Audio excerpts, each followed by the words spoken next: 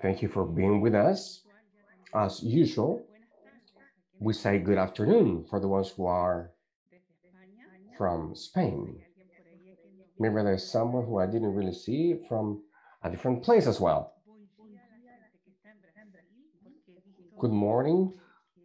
Bom dia for people from Brazil, Costa Rica. People from many different places all over the world. So you're most welcome. Welcome to this seminar for wildfires. So as usual, this activity has simultaneous interpretation. English, Portuguese, and Spanish. So at the toolbar down there, where there is a globe, please, there you can select the language of your preference. Also, this session is being broadcast on YouTube, it's being recorded. And probably in one more week, all of these presentations are going to be available in the website of Copernicus, Chile. As you well know, this seminar, it is part of the series of 5 seminars which are related to satellite data of Copernicus here in Chile and Latin America, where the idea it is basically to build applications and setting collaborations in the usage of all of these tools. This initiative is organized thanks to the cooperation funded by the Marco Copernicus program between the Mathematical Modeling Center of Universidad de Chile on behalf of Copernicus Reference Center Chile and the Joint National Committee for Conservation, JNCC, from the United Kingdom. To start this session, I'd like to give the floor to Matt Smith, who is the Biodiversity Ecosystem Natural Capital Manager at JNCC, so he can give the formal kickoff of this session. So he can also tell us, about his vision about this. Matt, the floor is all yours. Carmen, Gloria, thank you very, very much. It's wonderful to see a great attendance again on the third day of these events. I would like to offer my sincere apologies for not being able to join yesterday. I had a personal appointment I needed to attend, so I'm very sorry to not been here, but I'm very much looking forward to today. So the Joint Nature Conservation Committee, for those of you that don't know us, we are an impartial advisor. We work on behalf of central UK government and devolved administrations, really helping to provide science and technology to inform policy. We've been working with Chilean partners since 2018, and we'd actually done some work mapping wildfires in the Colchagua Valley with colleagues from the University of Chile under their Vino Campo Climático and Biodiversity program, so working with the vineyards in Chile. So I'm very much looking forward to seeing how other colleagues have been tackling this issue, which is both an emerging issue, not just for Chile, but globally, but also within the UK as well, as we're seeing the changing in climate having its impact on its ecosystems, and also the production systems which support our economies, livelihoods, and well-being. So without further ado, I would like to hand the floor over to Dr. Jesus San Miguel from the Copernicus Global Wildfire Information System, who should be delivering a keynote on the services and how they've developed, how they can be used. So Jesus, thank you very much for joining us. Thank you very much for giving up your time. Very much looking forward to hearing your presentation, and I shall hand over to yourself. Thank you very, very much. Matt, un minutito antes. Just 1 minute, Matt, before we start with Dr. San Miguel's lecture. I'm going to introduce the president of our session, Macarena Garcia. It is my pleasure. I have been working with her in some initiatives. Macarena, she's a geographer and master's degree in human settlements from the Universidad de Chile. She has worked in the public sector in different services, and as of 2017, she assumed as Executive Secretary of the National System of Coordination of Territorial Information, Vice President of the United Nations Regional Committee on Global Geospatial Information Management for the Americas. So, Macarena, you're most welcome. And now, we're going to give the floor to Jesus. Thank you very much, Macarena, Carmen, and Matt. I'm going to share my screen now.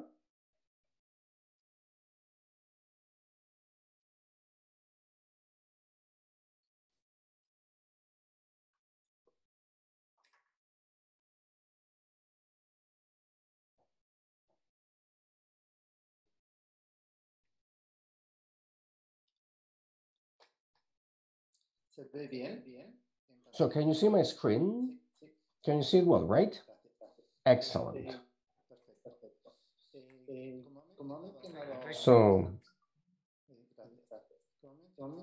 So as Matt just mentioned, this presentation is about the Global Wildfire Information System, GWIS.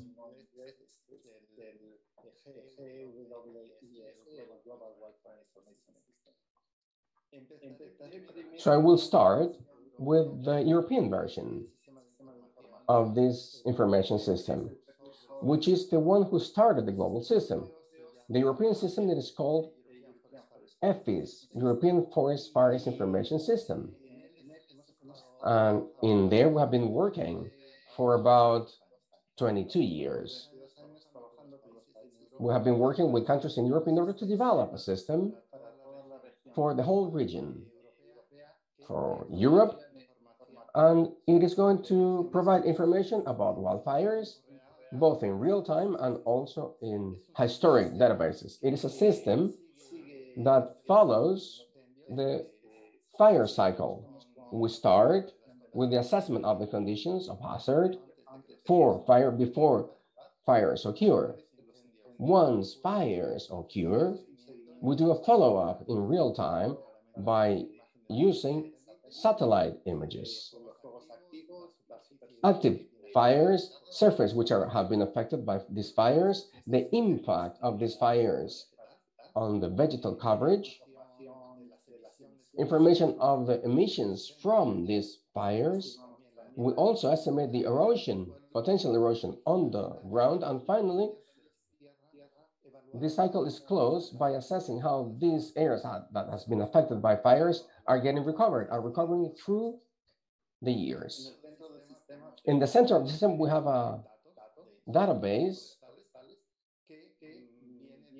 fire database, that comes from data which are gathered in different countries. Individual information, which is given by the countries, and it is given to the European Commission every single year. I should have started by introducing myself. I work for the European Commission in the Common Research Center, and I am in charge of the Copernicus program for wildfires. Within the Copernicus program for wildfires, the system providing this information is the EFIS.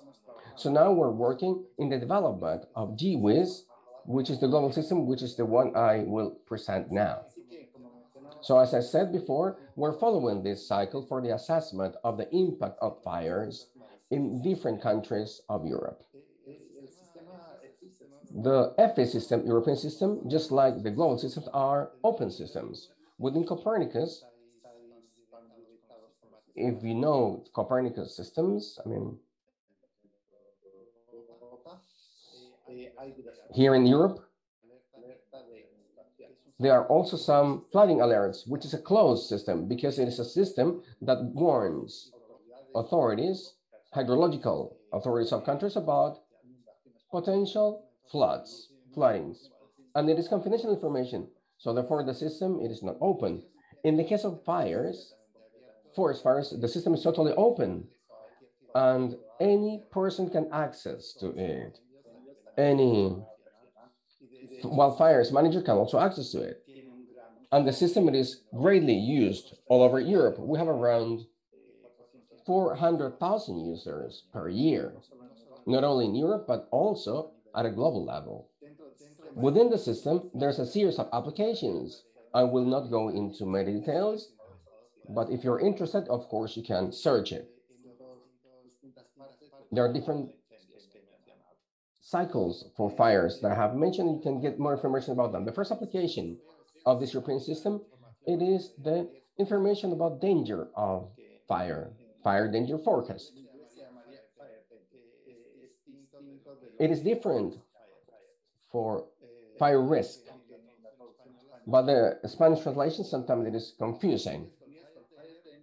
The fire danger forecast, there we only consider or include the potential conditions for a fire to occur, information on how that fire would spread in the hours to come. This type of information is quite important for the service for prevention and also for extinguishing the fires, because it classifies the areas where there could be fires in different levels of risk and different levels of difficulty in the extinguishing of the fire that may occur in these zones.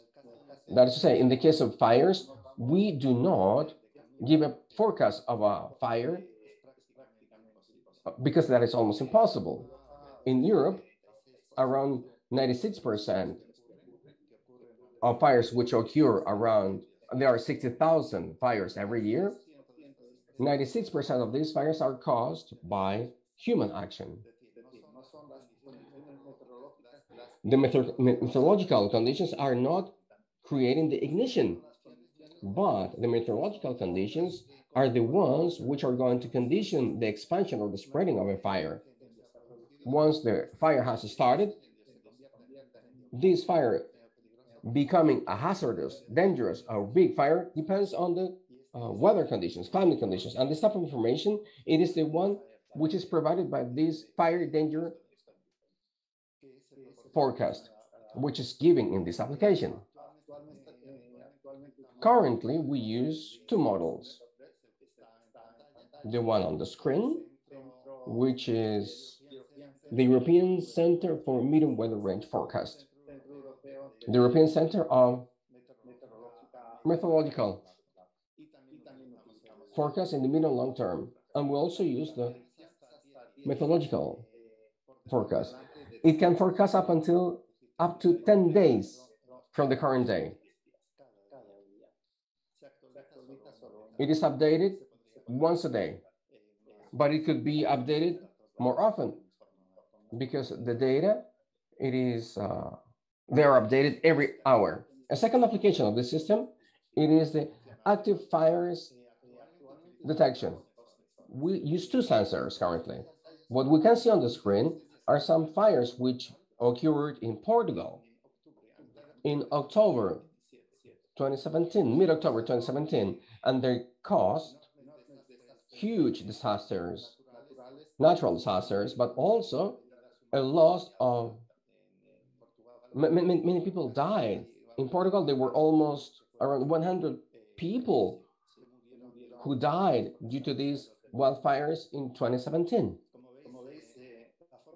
As you can see, these fires, the shape of the fires, it is quite long because the conditions were created there, especially conditions where there was a cyclone blowing parallel to the coast of Portugal, blowing towards the north, and the pollution even got to the United Kingdom.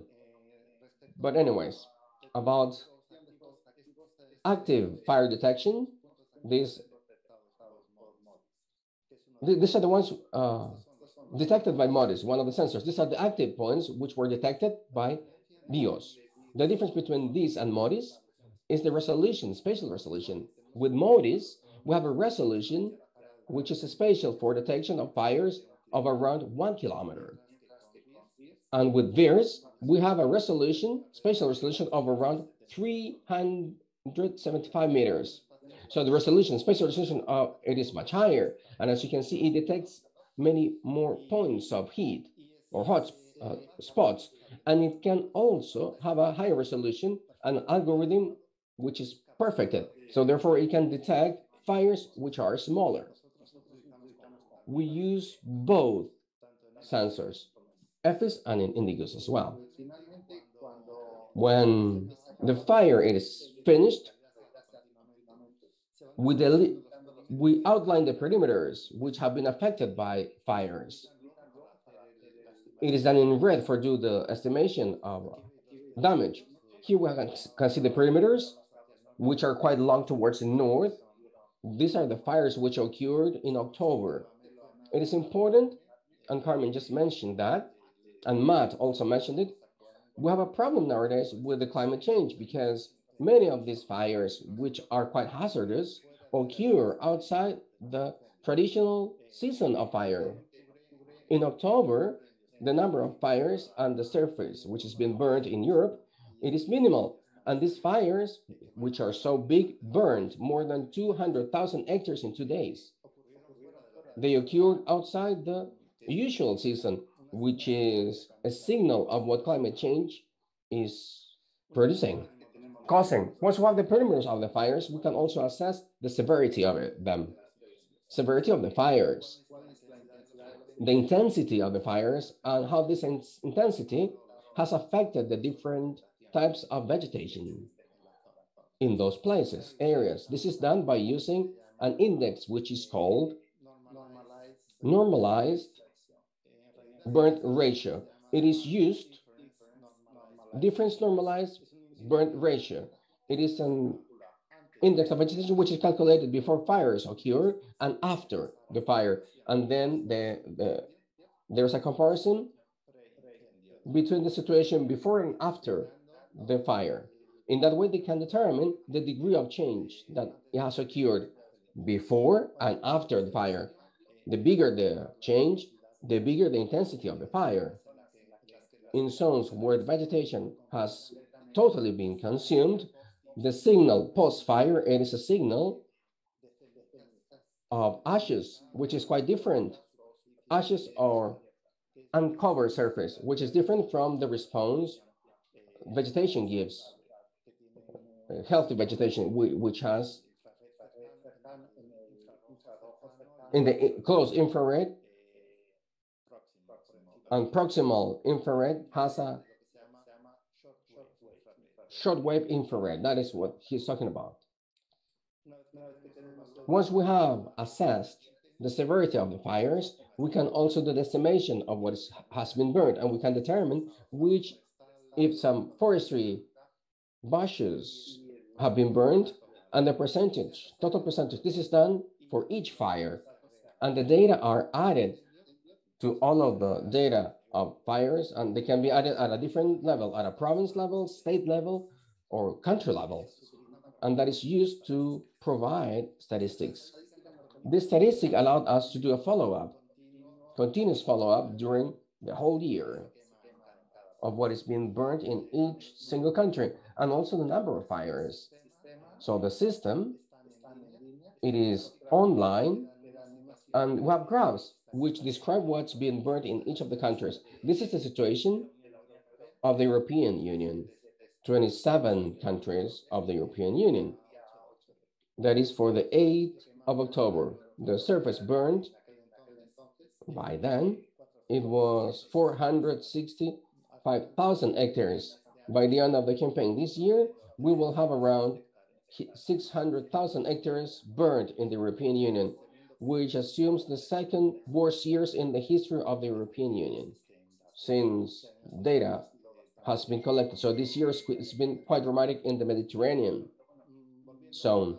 Coming back to technology, the usage of satellites allowed us to have a continuous follow-up, reliable one of all the countries. And the advantage of a regional system as EFIS is that the data provided for each country are homogeneous. So we supply data through EFIS with which we can compare the situation in different countries. The problem that we had in Europe before EFIS existed is that countries had systems which were quite developed. Some others were not so developed.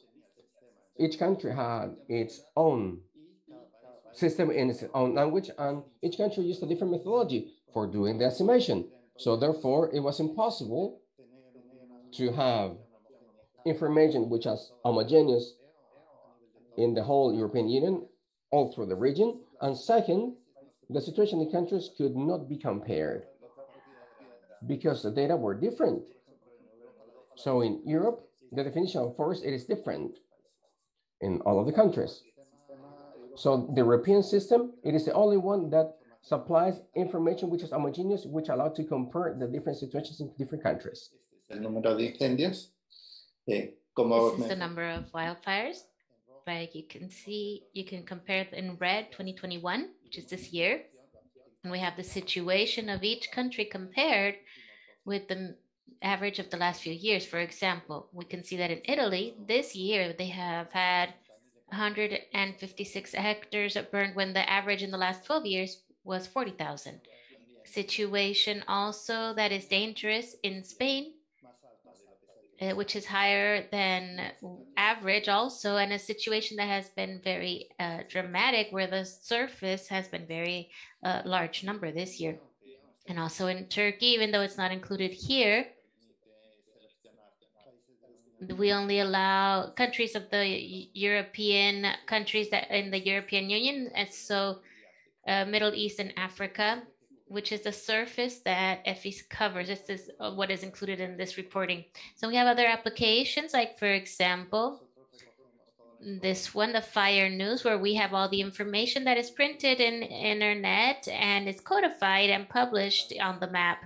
The advantage of the information that this application allows is that on a specific fire that you want to have an analysis on, you can have it in a unified way. All of the information that has been published is all in one place regarding that wildfire that has been published on internet. And this is for all the languages of the European Union. And finally, and for the users, what is important is not only to see the data, but to be able to use them. So in the EFIS pages, we have a section in which the data can be downloaded in different formats. It can be as data or FWI or other formats. You can also request information online, selecting the geographical area in which you need the data from the format in which you need the data and the period. And once this request is sent, that is sent online, in just a few minutes, you should receive a file that is a zip file in which the data is given automatically, with which there is no human interaction. It's just an online request, and the data automatically is sent to the user that has requested the data. As I mentioned, we started to work on EFIS around 22 years ago with just 6 countries, 5 of the Mediterranean and Finland. And the network of countries that are a part of EFIS now is of 43 countries in Europe and Middle East and Africa. And now EFIS is a system in which we have been working with the users, which are the services of a wildfire of the countries of the European Union and the region of Europe. And we have been working many years, therefore we have great experience accumulated of what can be useful for management of wildfires and what is not useful. And what we try to do with GWIS is to be able to develop this. We have seen GWIS or GWIS. We started developing it around 2013, but we really started 2015 within the umbrella that is called of the group of observation of the world observation. So the global system, the idea of this global wildfire information is that we can use what already exists. We have the experience of EFIS, but the advantage that we have for the development of GWIS is we had already noticed that the technology that we were using in EFIS and the capability of processing of data that we had in EFIS was enough to have information in real time as in Europe, and that capability already existed in Europe. So there was no system that had real-time information in wildfire until EVs, but the capacity existed. So when we started to have the concept of GWIS, the idea was to base the system in the tools and information that already existed.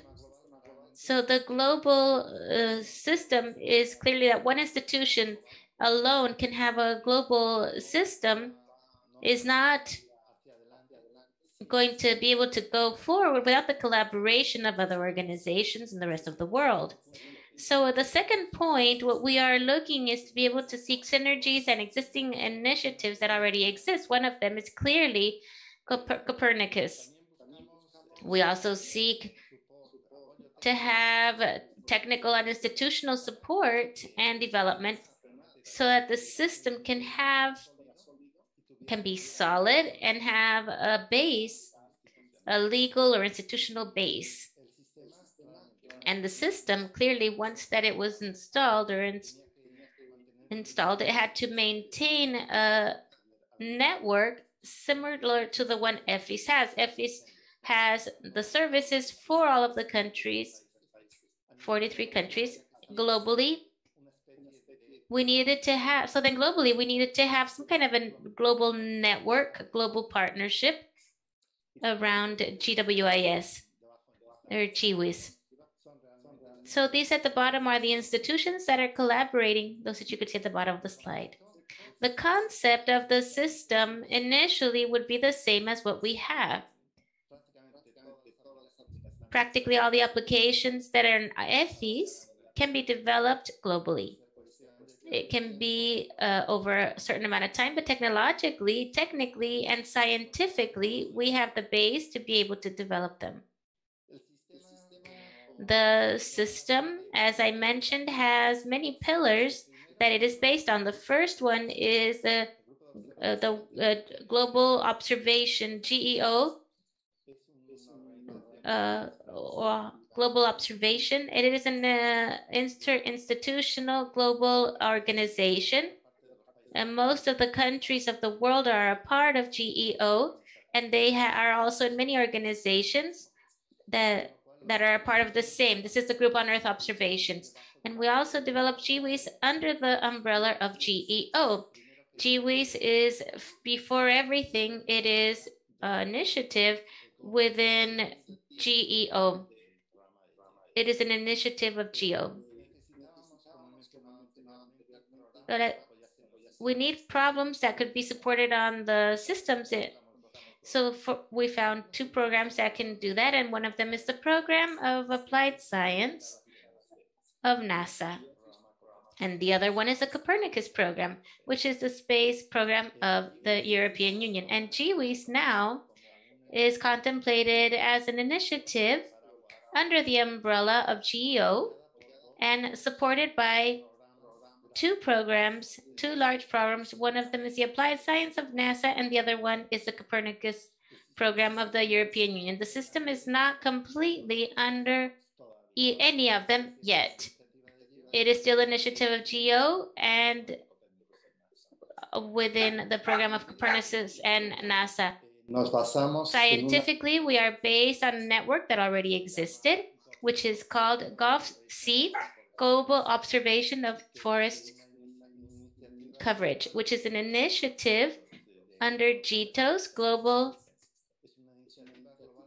This is an initiative to be able to have a follow-up of the surface of the forests using images from satellites. And within this initiative, there is a specialized group that is called Fire Implementation Team. And in this team, we have practically all of the scientists who have developed data from images, from satellite images. You have scientists from NASA, you have those who are in the Spatial European Organization, you have different from Maryland, University of Maryland, University of Idaho, Michigan, different European universities like Alcalá, Valencia, Valladolid, and universities that have been working in space issues. And there are also space agencies like the space agency from the German space agency or the UK one. I am sorry, you only have a few minutes left so that you can start closing up.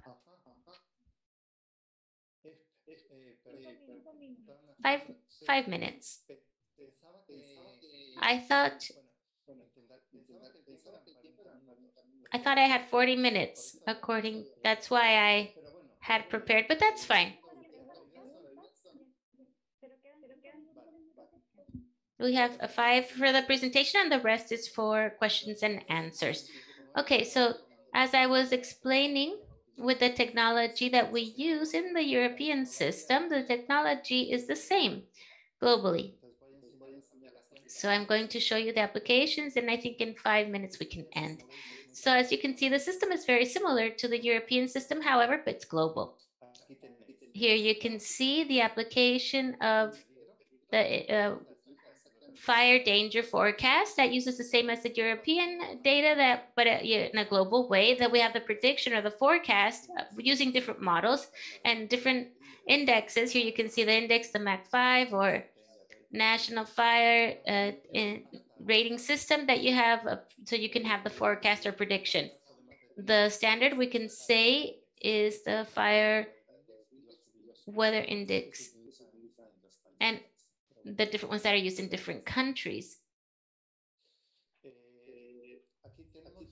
Here you can see the application of active fires and the surface that has been burnt. What you can see within the circles are this year, the fires that are above 10,000 hectares is the most affected areas. And you can see here between Brazil, Bolivia, Paraguay, you have California, the central part of Canada, and the big fires in Europe, India, you have the area of Asia, and then the central area of Africa, who has a humongous amount of burnt surface and has a great impact globally. So this is an example for Chile of the reports that we carry out weekly that are published on this page for all of the countries of South America. We use the number of fires and the amount of surface that has been burned, the accumulated amount of surface burnt. And this is from 2015 till now. We did the number of fires compared to the number of fires in the last 6 years, and also the situation this year. In Chile, today, it is now higher than the last 6 years, the amount of fires this year. And then here you can see the hot spots, the thermal anomalies, and how long it has lasted. As I said, this is done exactly the same as in Europe, and there is a weekly report that is printed in the web page. So there's also monthly reports in which, other than the information of amount of fires and the surface and the thermal spots, we also have information about the emissions to the atmosphere from the wildfires, also the amount of surface burnt and the impact that it has had. Just to mention also that other than the information in real time, which I have just showed you, there is an application that is called Country Profiles that offers information of statistics from 2002 till 2019, and it will be updated now until 2021 for all of the countries in the world by country and by the status of each country. We have information of the surface that has been burnt by each month of the year, the cumulative surface burning, the fire frequency, 2002 to 2019, and the medium day of burning through these apps. For all of these countries. Oh, and general information regarding the country, and also all kind of statistics that we have discussed with those of fire management. So you have the number, you have the amount of surface that has been burned, and how much has been burned each year. You can see it yearly, you can see the monthly series for the history, and many other graphs that didn't fit in one screen. We have the same for each year. So we also include the information regarding the size of fire for each year, and how that each kind of the size of the fire contributes to the global surface. Information regarding emission using two methods. One, the method of FAO, which is the ITCC, and also GFED, which is a global database. Also information of forecast of anomalies, thermal anomalies, and rain anomalies for the next few weeks and for the next few months. We can use this in Europe. We use this in Europe every year. Each year we create a presentation for those of civil protection to see the forecast of the fire season in Europe. And it can be used with confidence. You can use the seasonal forecast system. And then you have the page where you can download the data. And I was going to show you just a few examples of the areas that were most affected during 2020. Here is California, Brazil, and the Amazon. Last year, Australia had one of its worst years of history, if not the worst year in history. And another area which is special for which is the Arctic. This is a map of those things burnt in the Arctic, and you can see that in the last 3 years have been bad. And the same map updated for this year. It has been published the 19th of this month of November. So there is a project in the European Union to be able to collaborate with the countries in Latin America and Caribbean. That this project began last year and is within what is called Foreign Policy Instrument, which is a general direction of the European Commission. And this project will continue during the next few years until 2027. There you have the webpage of the project, and I would just like to close with a slide where I don't go into detail with the benefits that we have by having monitoring a global scale. And with this, I will close. Thank you for your attention. Thank you, Jesus, for the interesting presentation. I would like to mention that Dr. Juan Miguel is a forestry engineer in wildland information science with specialization in remote sensing and geographic information systems at the University of California, Berkeley. Jesus San Miguel also works at the Joint Research Center of the European Commission and coordinates and leads the development of the European Forest Fire Information System, EFIS, and the, as he said, and the Global Wildland Fire Information System, GWIS. I don't see any questions in the chat, but from what you have shared with us, I have a first question regarding the work that is being carried out in America in the GEO group. As you commented, they are using this strategic alliance with the GEO group here in America through the different instances of collaboration with the geospatial information services. And there's also beginning to have some initiatives. How do you see that possibility from the example that you exposed? Thank you, Magarena. Yes, as mentioned, the global system is within the umbrella of the GEA group. And we have had conferences, for example, with the countries in Central America in collaboration with an initiative that is called Ameriteos. And there is also AfriGeos, EuroGeos, and as an initiative, regional initiatives of users of the systems of GEO. So we are working in Latin America, Central America, and other regions of the world. And next week, we will have a presentation in Asia as global systems and the type of information that is useful nationally as well as regionally. So we work together with different initiatives in different regions globally. But we have special interest in the project that it is a common research project in Latin America and the Caribbean. Thank you very much. My question also was pointing towards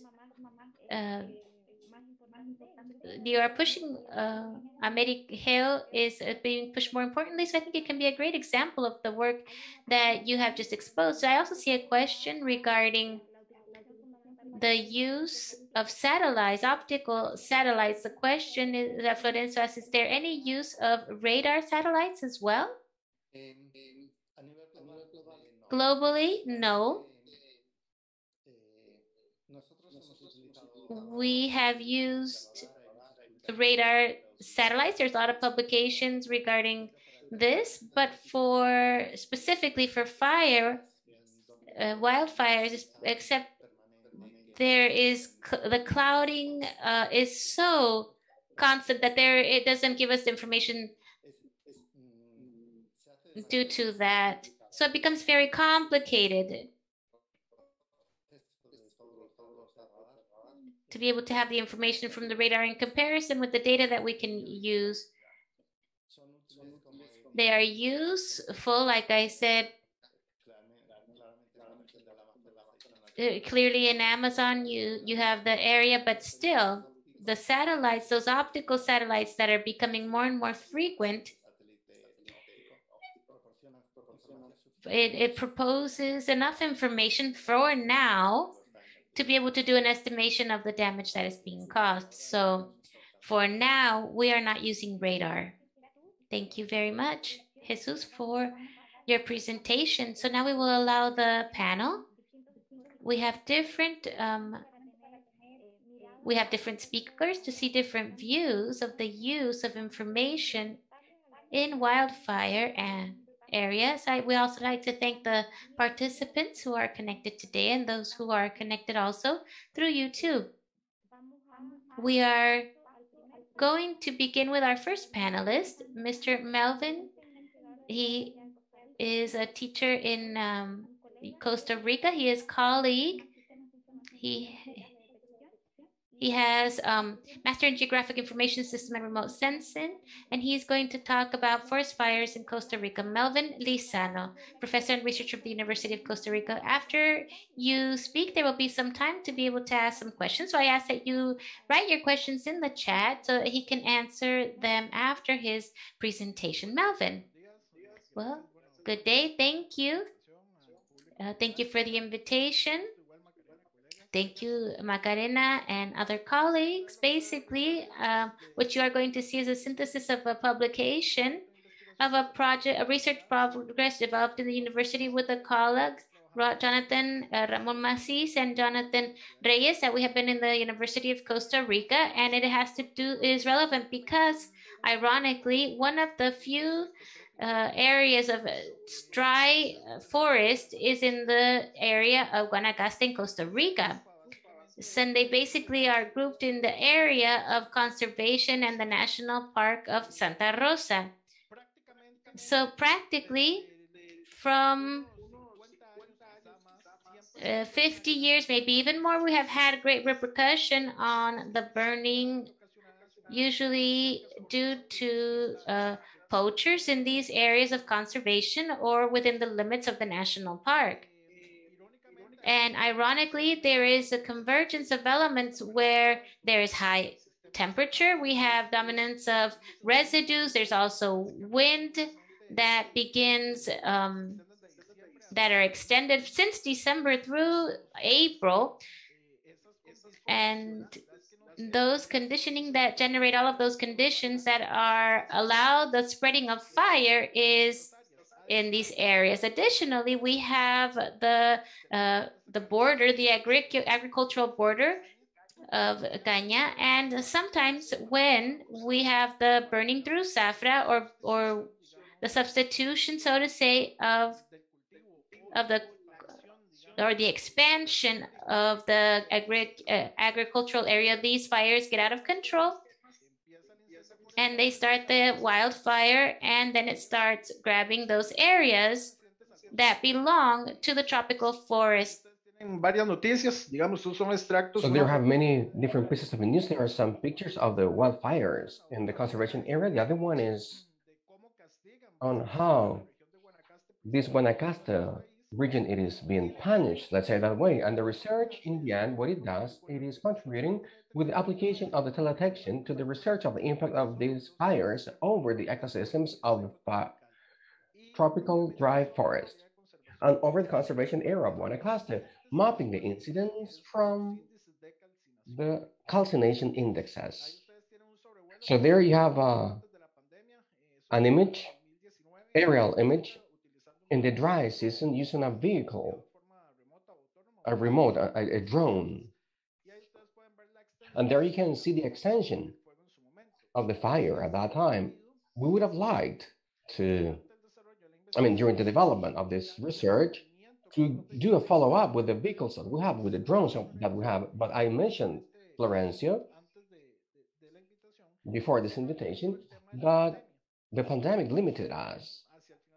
And towards the end of the presentation, we're going to see that. So this is the study area. We have Parque Nacional Santa Rosa, Guanacaste. It is a touristic pole, important for the tourist industry. And there we have this tropical dry forest, which is so important in the Central American zone. So all of those conditions, there you have an aerial vision where you have the tropical dry forest and bush savanna, which is fuel, important fuel for all of these triggering conditions, weather triggering conditions, which at the very end favor the presence of these wildfires in the region. And in 2014, the Commission, in a period of study between 2019, 28, 2012, reported that 70,862 hectares were burned in the conservation area. We're not considering all of the areas which were affected by wildfires at a national level. So in average, 5,824 hectares are burned annually. And we always have the biggest incidence in the first quarter of the year. So the seasons of highest tensions are from January to April. So usually, this is the conservation area in Pisquit is also considered, and these three subregions which are framed within the Chordera region. So the methodology, it was using Sentinel-2A images. We used the complement of SCP in QGIS. We used the correction atmospheric DOS with piling was also used, the calcination index, and with that we obtained a severity degree for the affected areas, which is so important for us. And here I want to mention something. The most of the information from our country, usually it is where the fires occur, but we're not able to state the severity. So that is the added value that we obtain through the publication. So it is going to be a tool for decision making towards, or for people who are managing this information, especially the fire brigades. So they should pay attention towards where we have those zones with a higher affectation in terms of severity. And the flow of workflow, you can see it here with a modify image, pre-fire calcination rate, and the difference of it. And with that, we can obtain the severity of the fire. So with this, we can obtain the calcination flow, which has been normalized, and we obtained the classification of the severity, which for us and for the fire brigade, it is so relevant, it's vital, basically for the management and also the management of the park, national park, and the conservation areas. And in the results, we can see that for 2020, the fire season was lower than what happened in former years. 84% of the fires were produced by the illegal hunting. There is a lack of resources and follow-up from the state, by the state, and there's a 16% due to burnings in agricultural areas. Between January and April 2020, there were some incidents in Playa Blanca, Guajiniquil. These are some sectors which are quite important in terms of tourism. And we could see 224 areas which were affected by fires. Almost 44% of the areas were impacted in a low fashion. 14% was affected in a moderate to high severity of affectation. You have a collage of images where you can see a little bit of how the ecosystem was affected in each of those places that we mentioned for the days that we mentioned as well. And over here, this is part of the products that we obtained. Here we have for Playa Blanca sector, Callejon sector. Those are patches where we could do the severity analysis. But here we could notice that in Playa Blanca sector, which is within a national park, we have an important index of burn areas with a high severity. And also a degree of affectation. You can see it over here. I will not go deeper, but we can clearly see distribution over the whole peninsula of Santa Elena, where we have this national park of Santa Rosa. We also have some other events, which are nearby the sector, the area called Altipocosol, affected by wildfires, and the mapping of fires gives us 47% of land affected for 267 hectares which were burned for the year 2020.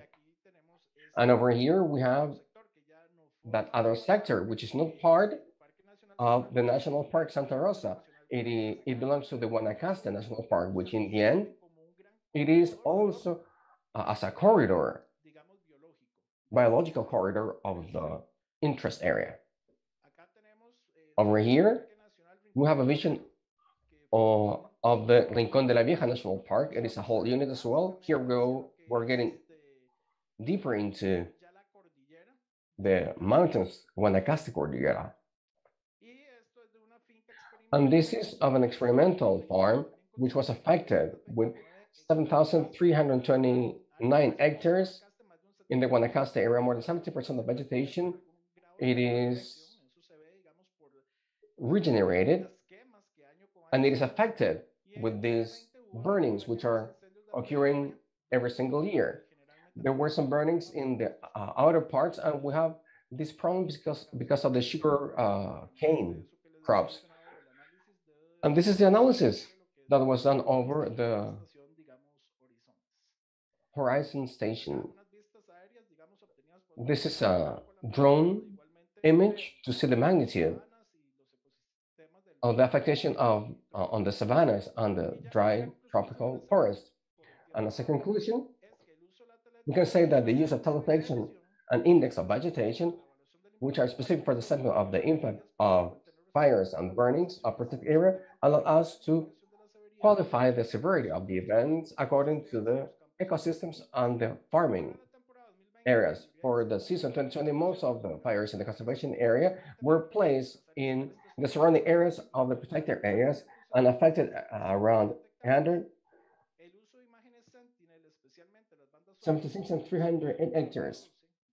Sentinel images with 8 and 12 allowed to detect a severity higher to 400 square meters, and the post-event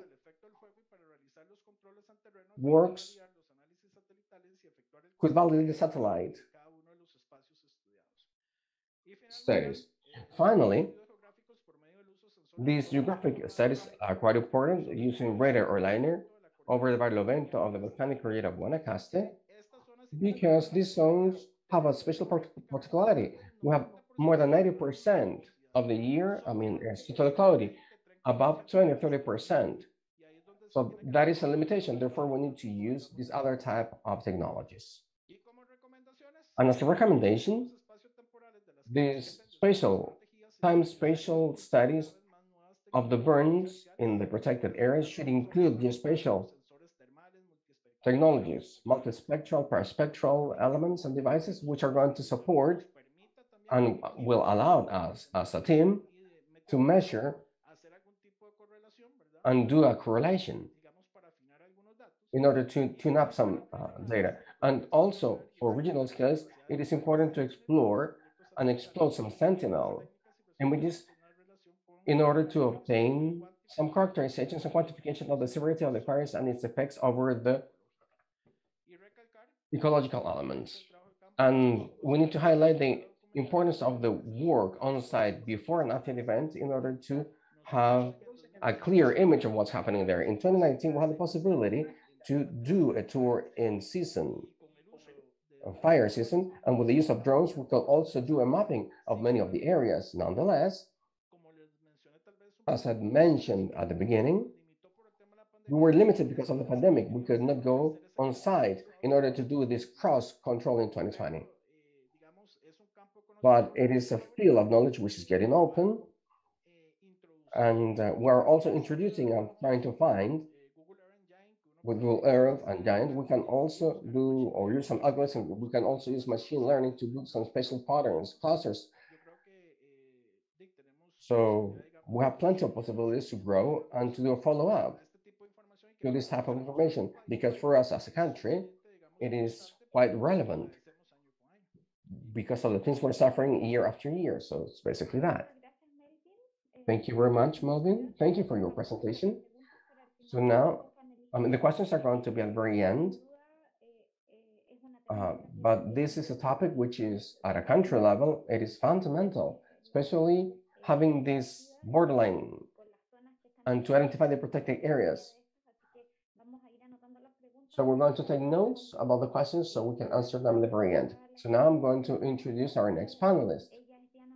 She's Diana Mancilla. She's a geographer and a master's in geographic analysis at Universidad de Concepción. She collaborates in a fundraising project called Largest Forest Fires in South Central Chile and their environmental and urban effects in the period 2001 and 2021, elaboration of base cartography and sustainability criteria for their intervention in territorial planning, responsible for research and in the project, social and biophysical evaluation of a local ecosystem service of urban green spaces, construction of planning criteria from a territorial approach in Universidad de Concepción. Her presentation is related to the fire on the year 2017. So Diana, you're most welcome. So the floor is all yours now. You have 10 minutes. And please remember to write your questions in the chat box.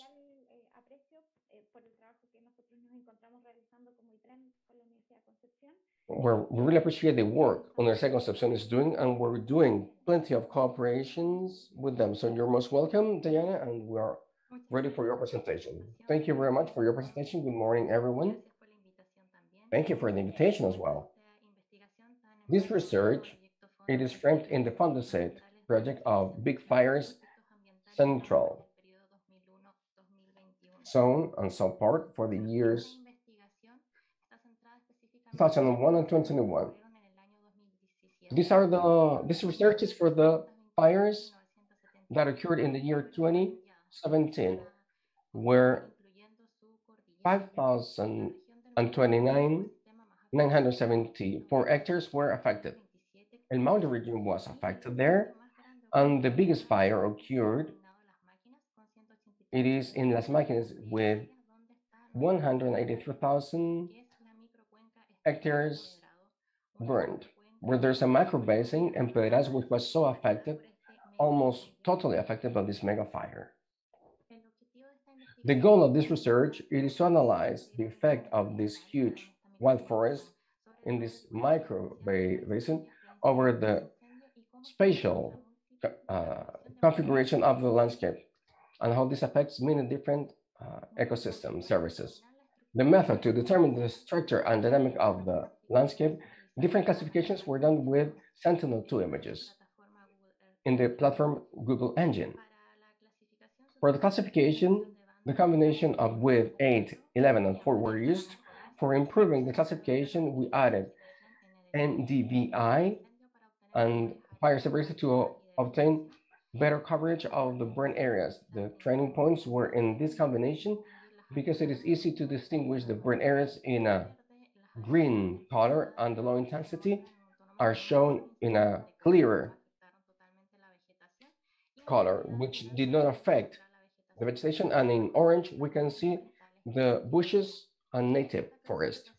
This classification was done with a coverage of 20% to avoid error in the classification, with an average of images between January and March to avoid vegetation, which is sporadic. The classifier was random forest, and the training points were 70% were used for classification and 30% for the validation, in this case with the index kappa. To do the severity of the recovery of fires, we use two indexes for each of them. In the first one, the severity by 2, which is an index designed exclusively for images, sentinel images, and NRB.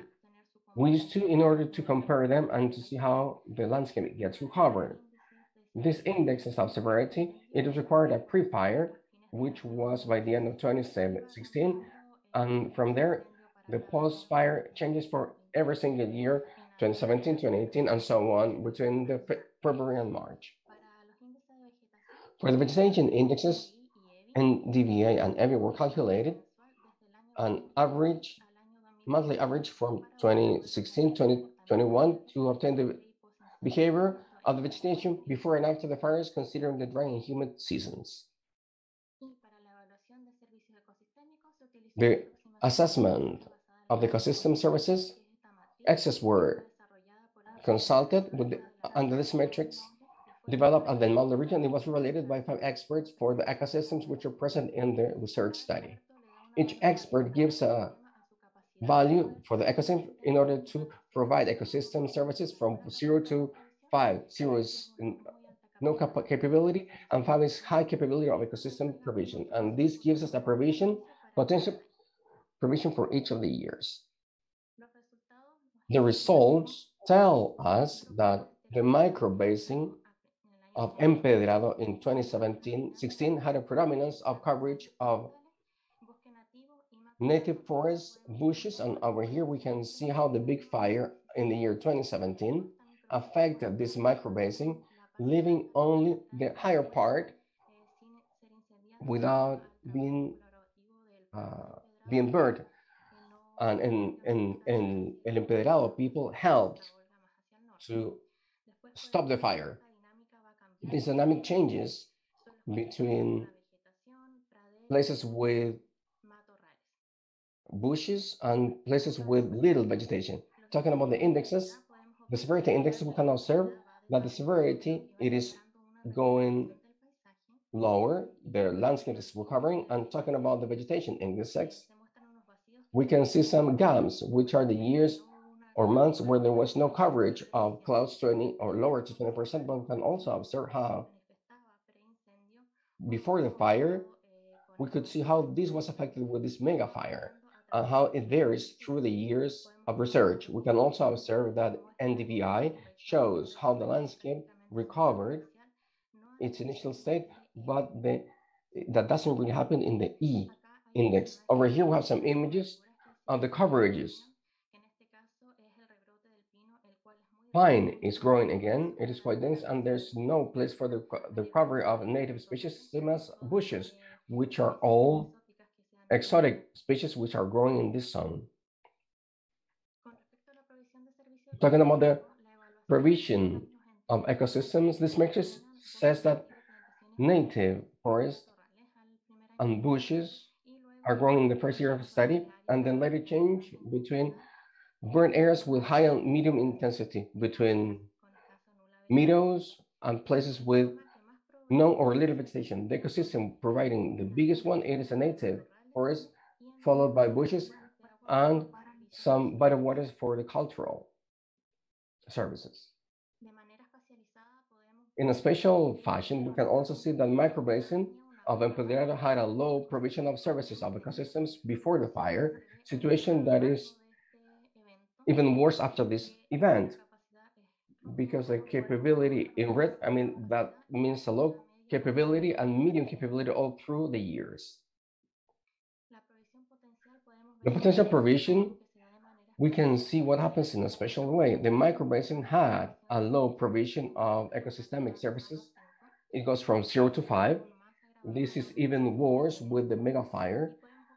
And we can also see that it has a little recovery, but not getting to the initial state by the year 2020. In the year 2021, we can see that the provision, it is lower again. If we compare it with the indexes, we can see that there's no relationship between the NDVI, but there's a relation with the EVI. What happens with the NDVI index? We could see that the coverage of vegetation has been recovered. It is not the same that existed before the fire, so therefore the provision of ecosystemic services is not going to be the same. The landscape may show a recovery, but it's not going to have the same capability of ecosystemic services. As a conclusion, these mega fires may affect all of the ecosystems and therefore the provision of services as ecosystemic services. The better option for the recovery of the landscapes which have been burned, it is the management of the ground to avoid the propagation of invasive species such as pine tree or bushes, because the native species are the ones with a higher resonance, but due to the high density or invasion of this exotic species, they do not allow this native species to grow again. It is important to use the Sentinel-2 images because they have a better spatial resolution. It is a great contribution to the studies at a local scale. Thank you very much.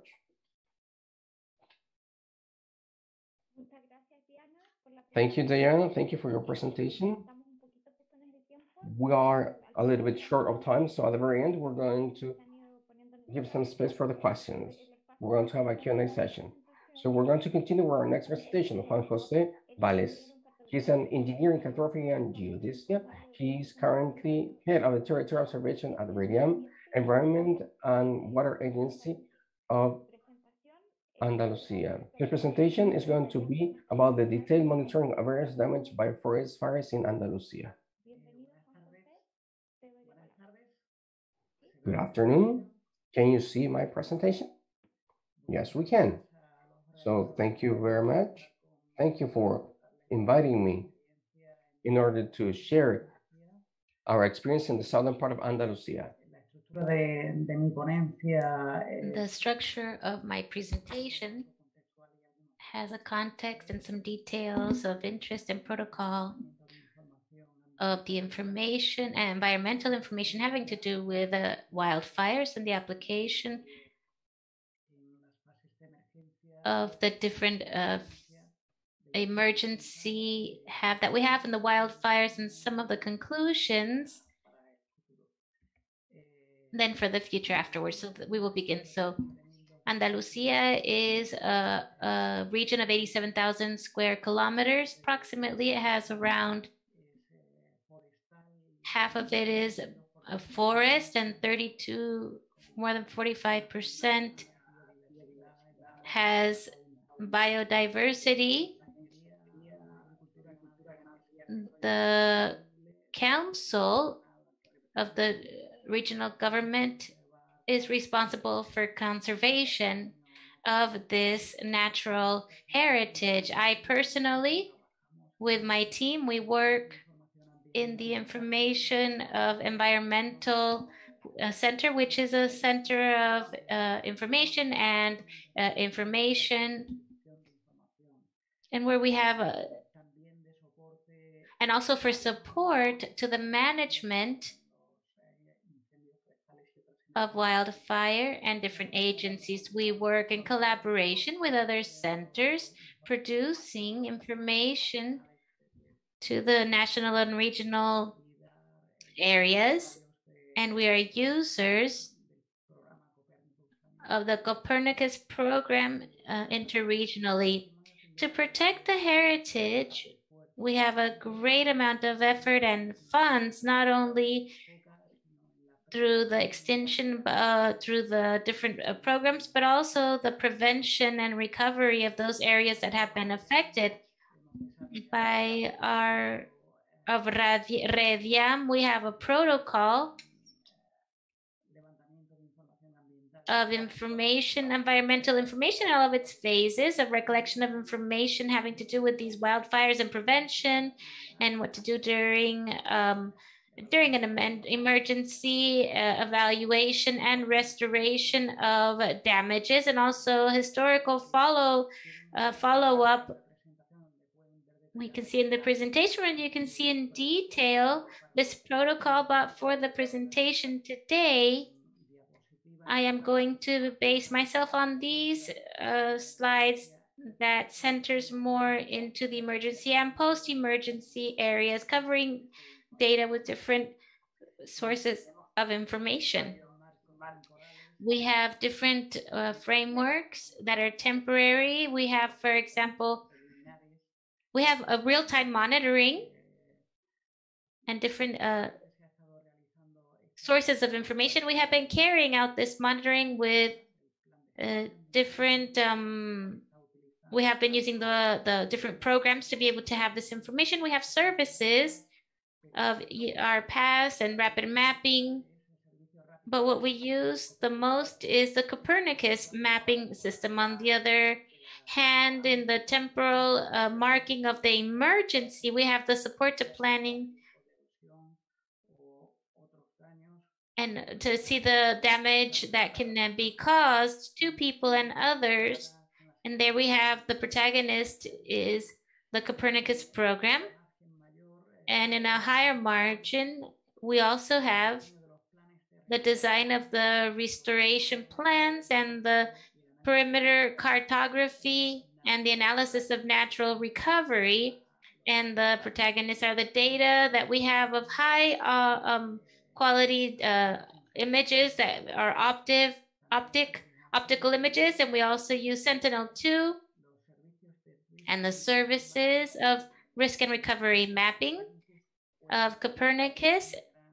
And you can see a great solution, and they complement our work quite a bit, so that you can have an idea globally of the environmental problem that we have in Andalusia. We have a monitorization of 75%. We have it for more than 40 years. Practically, we have been doing the cartography of with optical imagery over the decades, and we have had an analysis always in the number of fires and the large wildfires.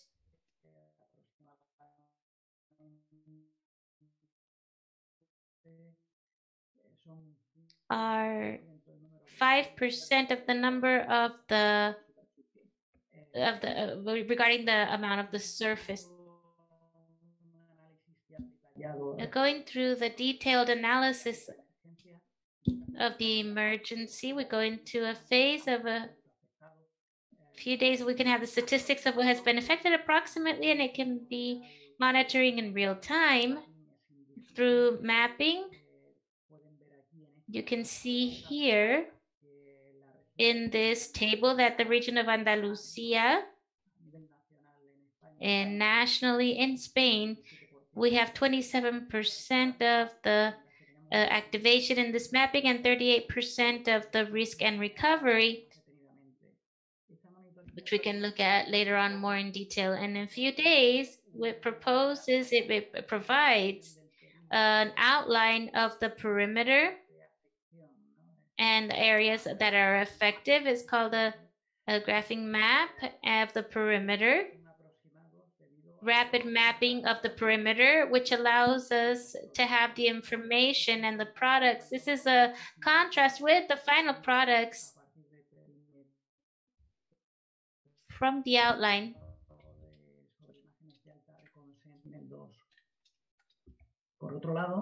On the other hand, as support of the emergency having to do with the erosion, we use a refining of these perimeters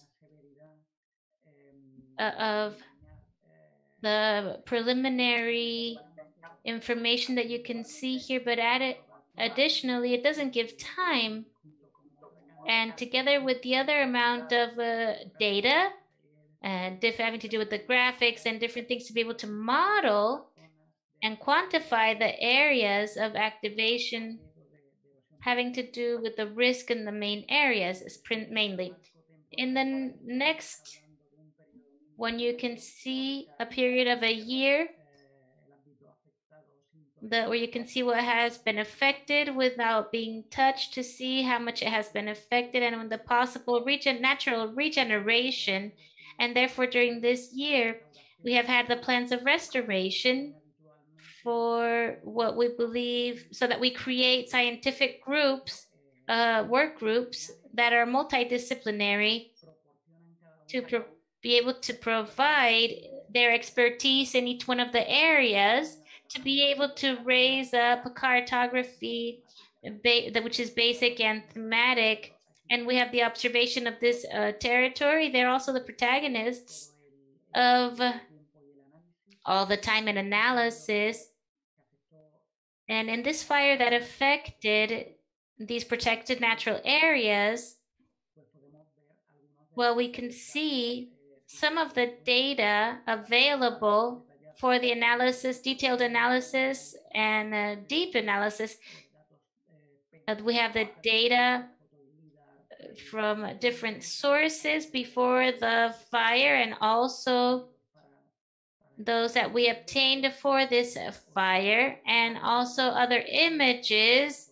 You can see photographies. We have also high images from Sentinel-2, and we also have the rapid mapping of Copernicus. We have a lot of data from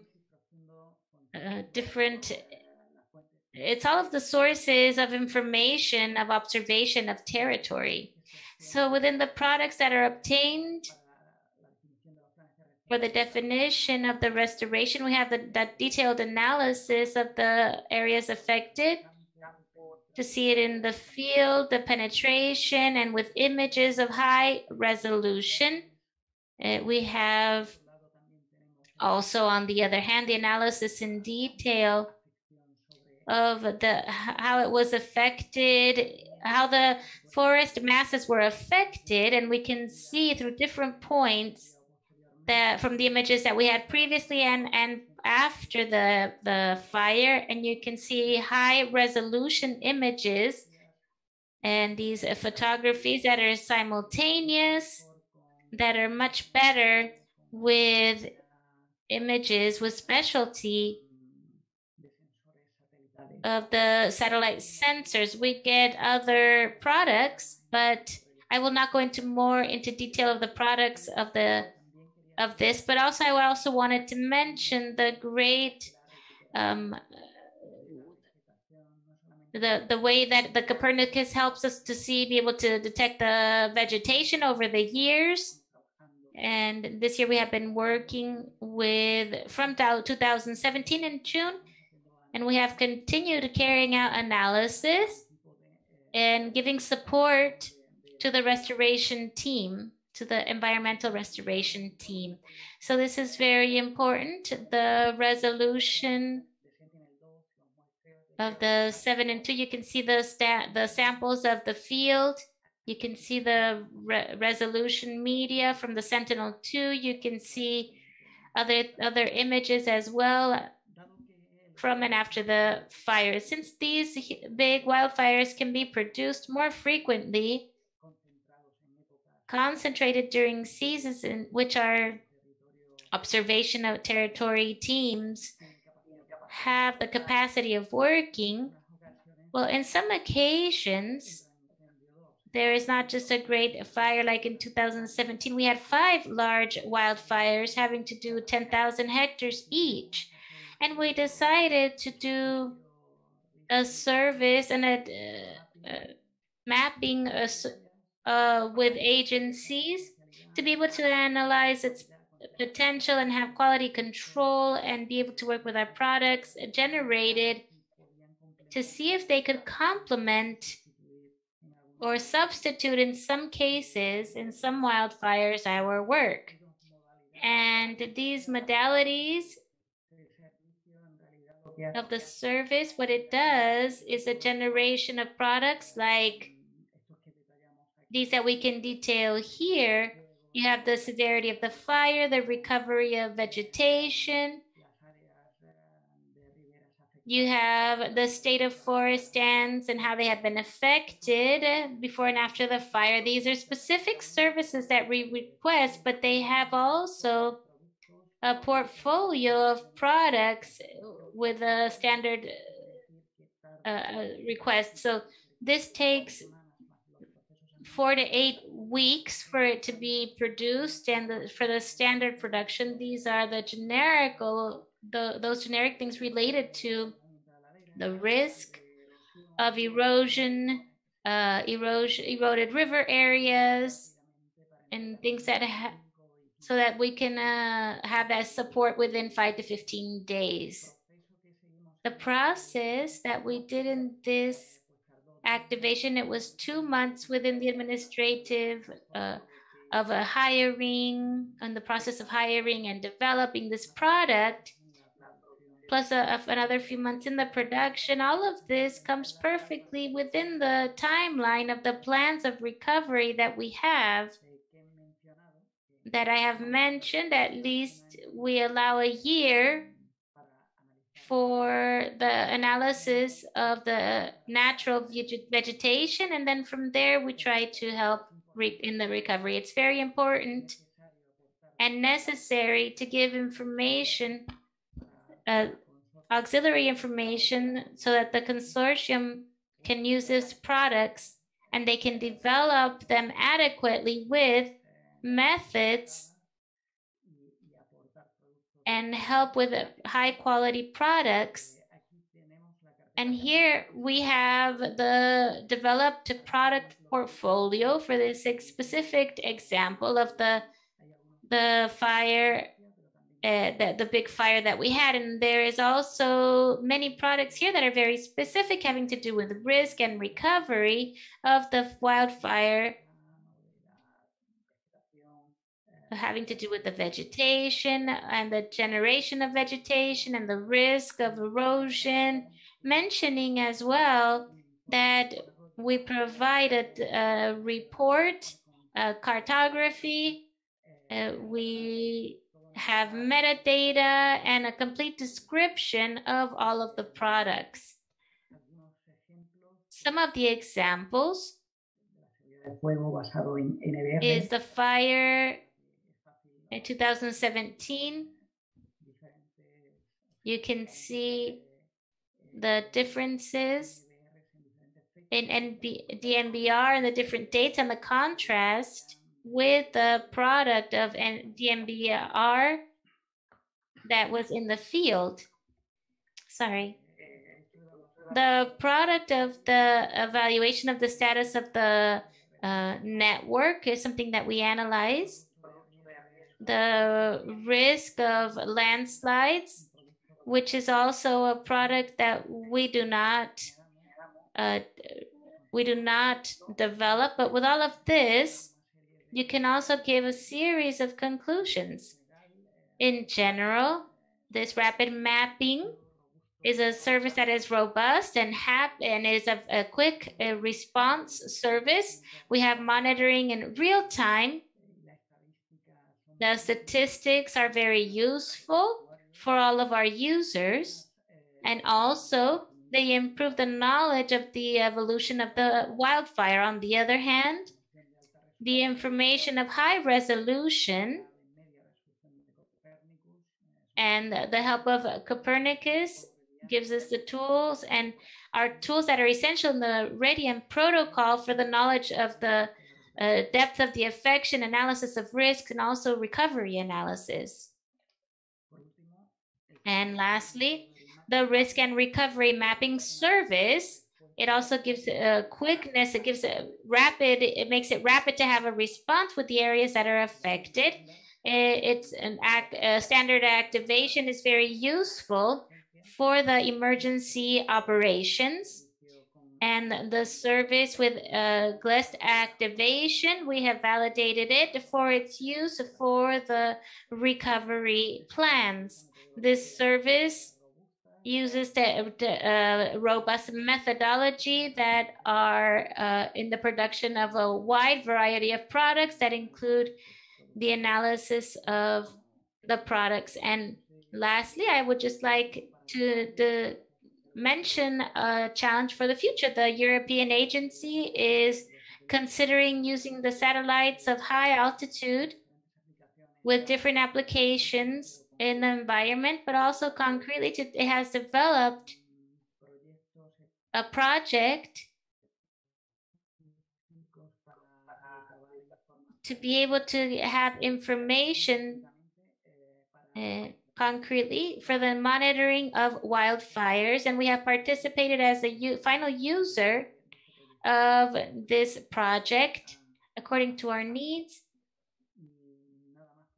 And on my hand, this is what I can share with you for today. I have for you today. So thank you very much for your attention.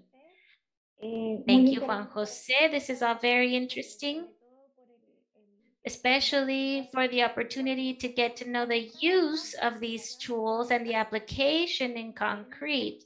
We have a few minutes so that we can ask a few questions to the panelists.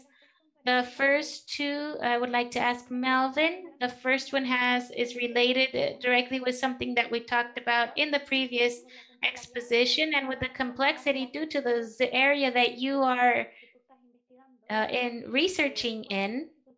What is the difficulty that you have regarding cloudiness or cloud cover, since that cloud cover is constant in that area? Yes, we have a very important window of December through April generally. During that time frame, where we have the optical sensors allow us to capture at least scenes that have 10 to 5% of cloud cover. And in the influence, tropical influence is not above 10 degrees, because then it affects the whole mountain range as well.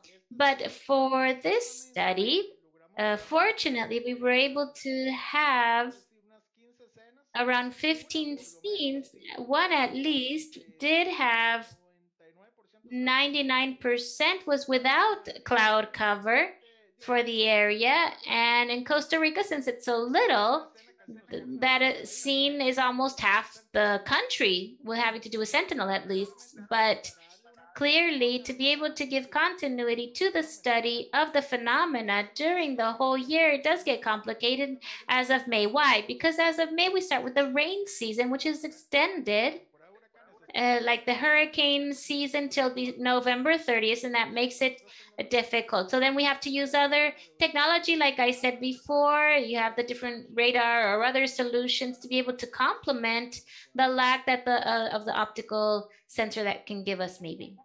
Thank you very much, Melvin, for your answer. There is a second question that is related to the products or the sources that you are using. It says, have the products helped to identify specific sources and therefore target management prevention interventions in the national park? Effectively, we are working with the firefighters, so they were giving the products, and we are trying to study temporarily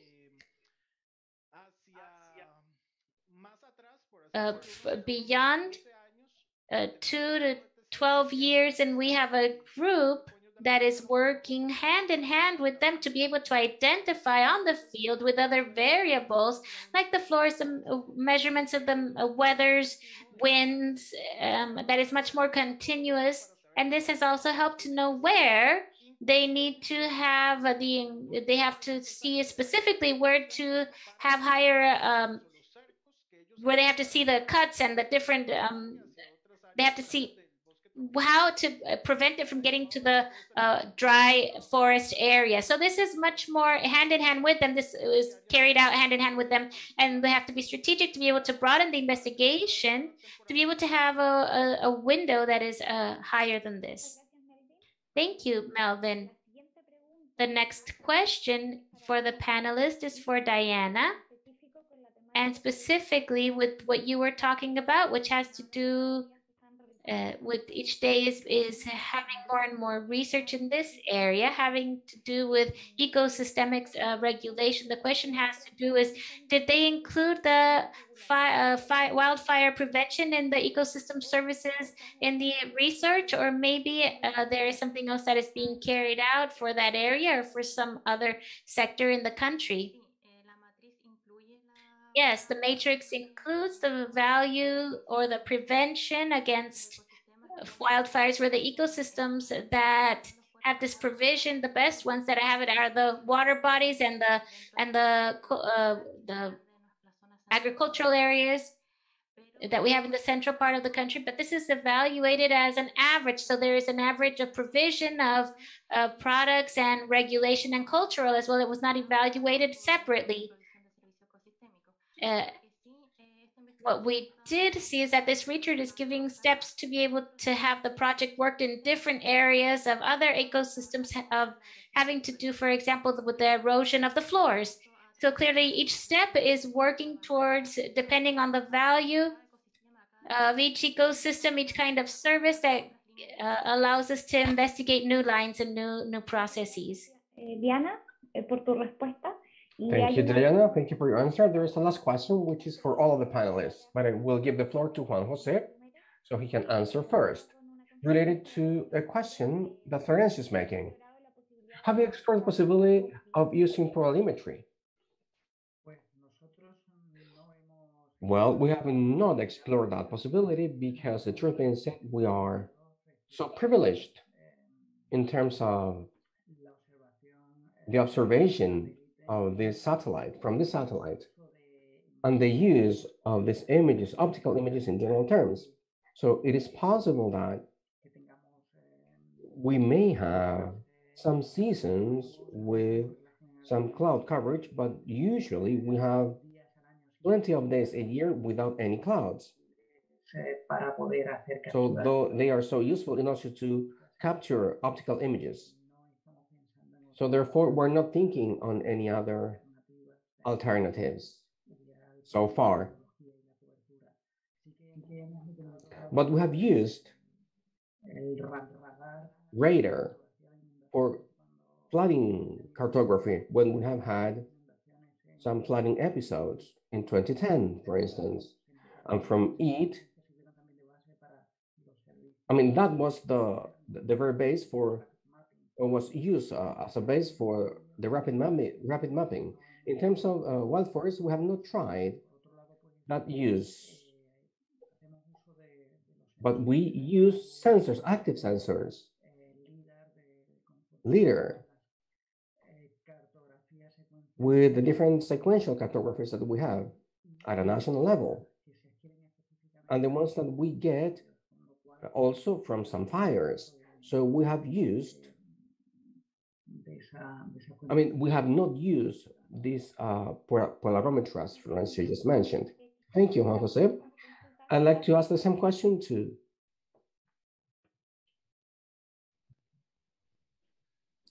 Jesus. Sí, hola Macarena. No, well, the truth being said, in former studies, we have used the polarimetry in order to estimate biomass. In theory, it could be used for estimating the damage in forest, comparing the biomass pre and after the fire. But as I mentioned at the beginning, the complication in the image processing, it is from radar to thought for a fire. So it is that is what we obtained with the data that we obtained from images, optical images of severity, with the type of vegetation index that is being presented by the panelists. The difference of the normalized ratio.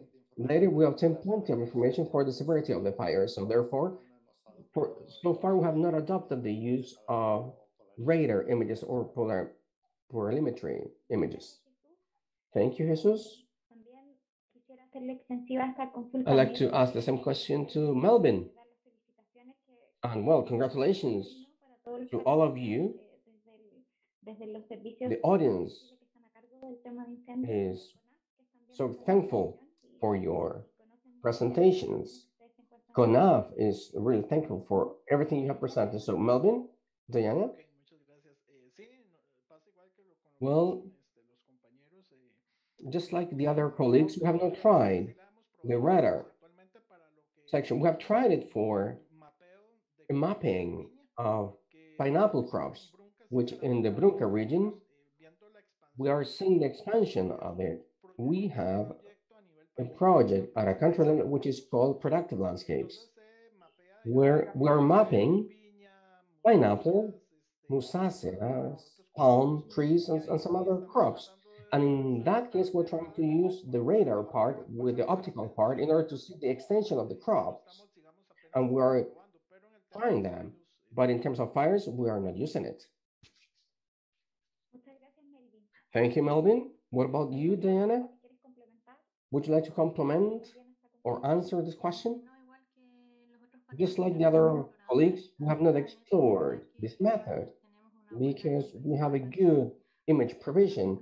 Since the central south of the country, there is no much clouds, no many clouds. Also, we just have plenty of possibilities to get good images. In the case of getting a better resolution, we can also work with drones images. Just to complement something Jesus mentioned, we have also used radar for an estimation of the biomass and obtaining the uncertainty of those studies in order to do them more often than the ones with the coverages, from which we can do the forestry inventories on biomass inventories. So the uncertainty is much higher from radar because of its resolution and the features of the system and the technology. But I still believe that potentially, in case of any need for the wild forest, big wild forest, it could be applied or used if required. But so far, I still trust the capabilities and the details provided by IDA. Thank you, Jose. So with this, we're finishing this panel. I'd like to thank you all for your presentations. These are quite interesting study cases, and they complement these networks of corporations, which are so fundamental in order to see how this information is being used, which are the examples, specific examples in which this is being used. We can learn and complement the work that we are doing both in Chile and some other countries. So we expect to contribute from our corner of the world. So now I'll give the floor to Carmen Gloria, so we can continue with the next part of today's session. Thank you, Macarena. I'd like to congratulate all of our speakers. Well then, so now we're going to have a break, a 5 minutes break, so you can grab a coffee, some water. But before that, I want to tell you that in the second session, or in the second part of this session, we're going to go to breakout rooms. So those are the breakout rooms that you got enrolled at the moment you did the registration. So these rooms, I mean, the main room, which is this one, it is risk analysis and management. This room has simultaneous interpretation. Then there we have room number 1, which is monitoring and prevention, and room number 2, impact measurements and recovery. I just want to tell you that if you go to a room, but you see that the conversation, it is not the one you're interested in, you can move from one room to another. But in order to do so, you have to leave the room where you're at. There's an icon there, a small icon, and there you can exit the room and you can go into the room of your preference. So 5 minute break, and we're going to be back in the rooms, in the different rooms. One more thing, one observation.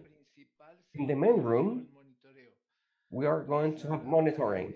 Room number 1 is going to be risk analysis and management, and room number 2 is going to be impact measurement and recovery.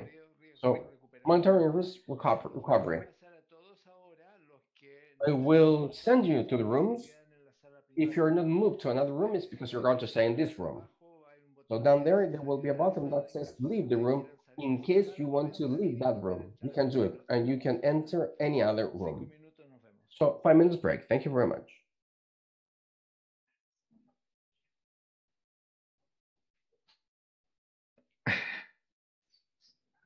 ¿Qué cosa? Sí, lo dijiste al revés, pero bueno, no importa.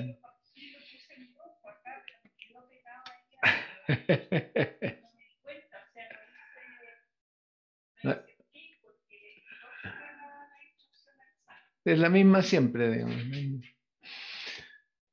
Entonces Jaime tiene que quedarse, ir a la sala de Jaime a la de riesgo. Vamos a ir a la sala 1, ¿no? Jaime a la de riesgo. Ahí se fue. Chao, Jaime.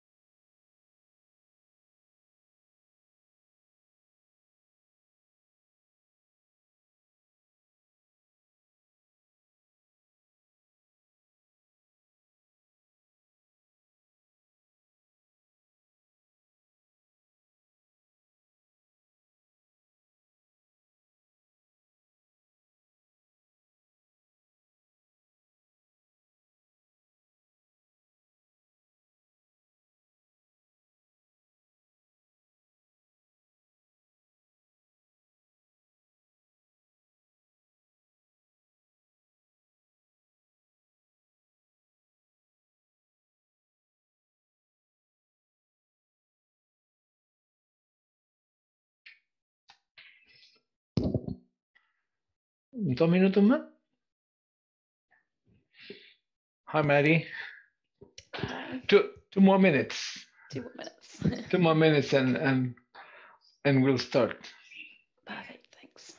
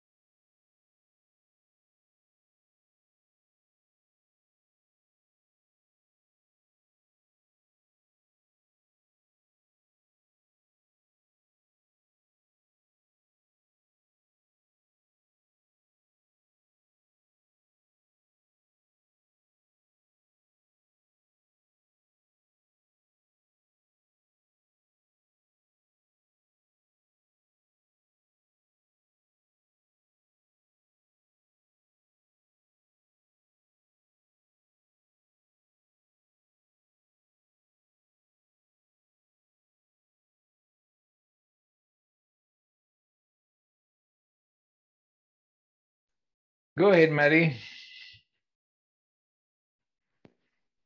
Perfect, thanks, Florencio. And welcome everyone to this main breakout room, where we'll be talking about wildfire monitoring and forecasting. I'm Maddie, and I'll be facilitating the session today. I'm an ecosystem analyst at JNCC, so that's the organisation that Matt introduced at the beginning. We give impartial advice to the UK government and others. And I've been working on various projects aiming to get more people involved in using Copernicus satellite data for the last couple of years. Before we start with the main discussions, I think it would be really useful to find out who we have here in the room and do some quick introductions. To speed this up and get onto the discussions more quickly, we're going to use the chat function to do this. So if you're happy to share the information, could you post your name, your role, and a sentence about your motivation for joining this breakout room today? Why did you choose this one, and what do you want to get out of it? I'll put an example in the chat for me that you can use as a template, and you can answer in English or Spanish. You don't have to answer in both. Oh, I've just said to everyone.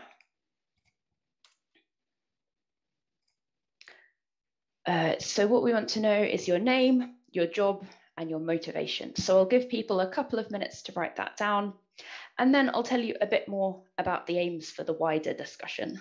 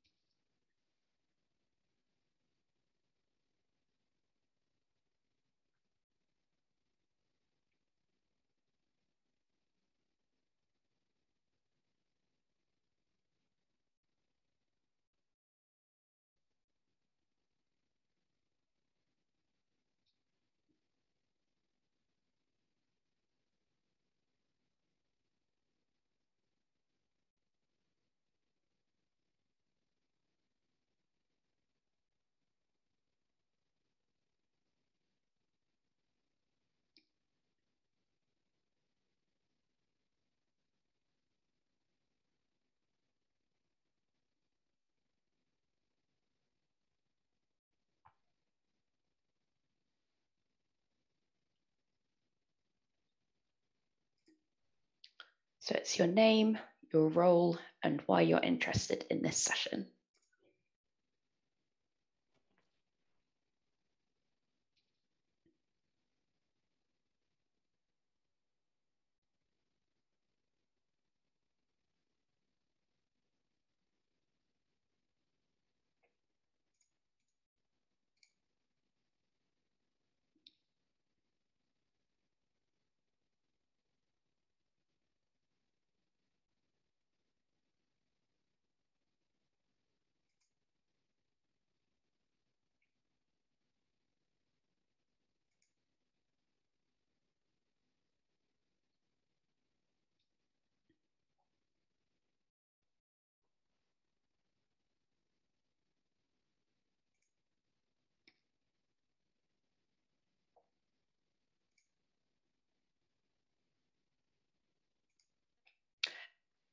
Okay, we've had a few answers coming in, and it looks like we've got some interesting reasons. So it should be an interesting discussion. I'll move on now, but if you haven't yet sent your introduction, please continue to write while I'm speaking and press send whenever you're ready throughout the session. So the idea of this session is that it's interactive. You've heard the presentations from the experts. Now we want to hear from you as the audience. So there are two ways you can interact. You can either raise your hand by clicking on the reaction button and then raise hand. I'll then ask anyone with their hand up to speak one by one. Or alternatively, if you prefer, you can write your responses to any of the questions into the Zoom chat like we've just done with the introductions. In this breakout room, we're lucky enough to have the simultaneous translators. So it doesn't matter if you speak Spanish, Portuguese, or English, you can understand and you can respond in whichever language you feel most comfortable. I'll be asking the questions in English, but that doesn't mean you need to respond in English if Spanish or Portuguese is easier for you. Hopefully this will make it as inclusive as possible, so anyone who's dialed in from wherever in the world can join in. The aim of the breakout room is to identify and share problems of common interest around the theme of wildfire monitoring and forecasting, and also to identify potential solutions to these problems, maybe sharing projects you know of and lessons learned from them, maybe offering collaboration opportunities. In particular, we're interested in solutions that involve using Sentinel satellite data. Maybe you're an expert and have been involved in lots of projects using satellites to monitor wildfire before. We'd love to hear about them from you. Or maybe you have no experience at all and have just come along because you're interested. We'd love to hear from you too. What questions do you have? What have you heard today that sparked ideas about how it might be possible to link this area of work to any other work that you do? So whatever your current level of knowledge, please get involved and share your thoughts. At the end of the session, we want to be able to take away a list of project ideas that these discussions have generated. So please start thinking about what you think would be useful to do in this area in future. What projects can you see as being important for monitoring wildfires that you wonder if satellite data could help with? Please keep that in mind throughout the whole session. We want to generate project ideas, but I'll ask some more specific questions to make this a bit easier. So we want to warm everybody up. Is there anybody here on the call who has been involved with or knows of someone else who has done any projects that have used satellite data in the context of monitoring or forecasting wildfires? So remember, you can answer either by raising your hand or by typing your answer into the chat.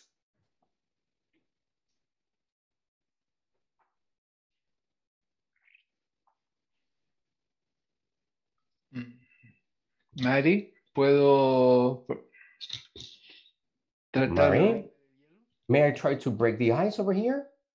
Yes, go for it. Yes. Well, I am not an expert in wildfires, but we have suffered from them. We suffer from them all of the time here in Chile and all over the world, especially in this climate change era. But satellites, the Copernicus constellation Sentinel-2, which is the one, it's quite clear that is the one being used the most, at least in the services that we heard today. It is a service that goes around every 6 days, with the additional difficulty that we have a cloudy zone, and even the smoke may also affect the observation, especially of things that may have to do with real time, right? Because one thing is observing the harm, the damage when the fire has happened, 2 or 3 weeks, I mean, in order to check the recovery, but monitoring the event when it's occurring is something totally different. So these services are not thought for that. Nonetheless, I have this concern, or for instance, this situation in 2017 here in Chile lasted for almost 30 days.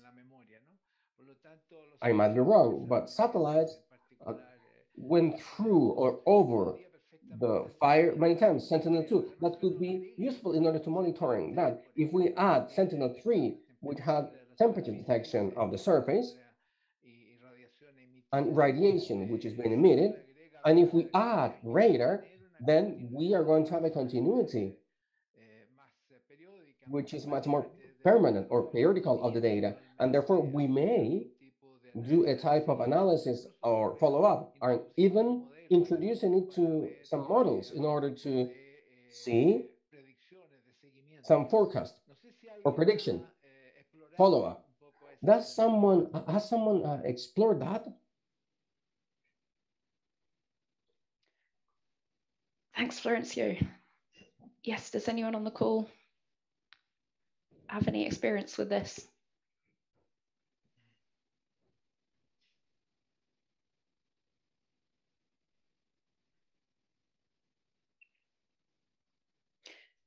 If not, maybe this is our first project idea of the session to explore some of this further.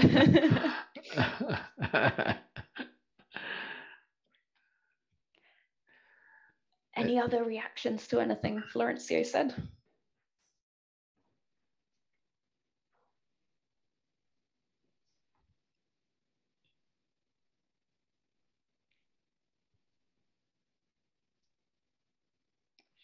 Jesus, go ahead. Thank you.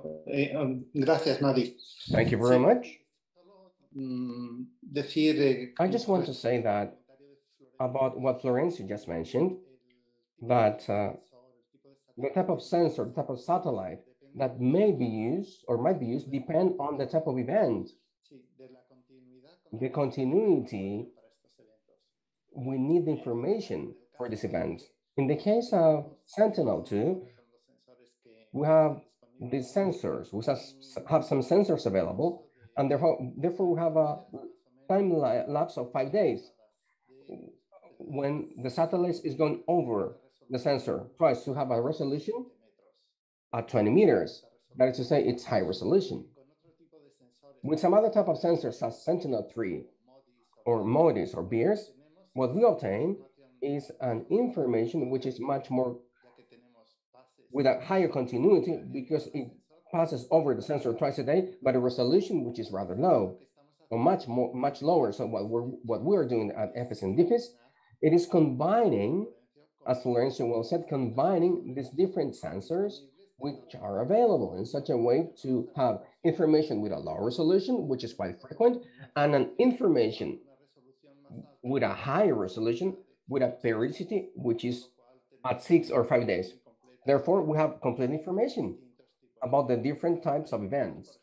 There are some events, such as the ones in Canada in 2019, that lasted almost a year. So it is a process.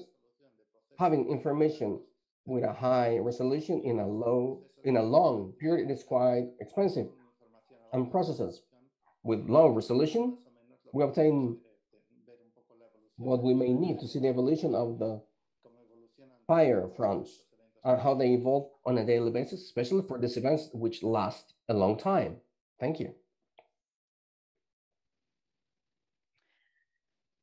Brilliant, thanks. So it's very context dependent. Florencio, did you want to react back to Jesus at all?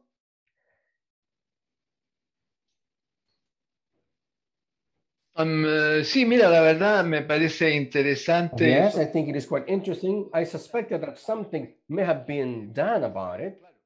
And yes, of course, we may complement and we can create some situations in order to tune up the images with a lower resolution using some others. There are different techniques that can be used, but it all depends on the duration of the event. Now, there are events. These events, which last months, they are not so frequent, fortunately. But there are some events that last many days, 1, 2, 3 weeks. That is quite common, right? And the idea it is to know if that type of information may also be integrated in follow-up models, which could effectively be used to fight fires on a daily basis. Brilliant, thanks. Is there anyone else on the call who'd like to come in on this point?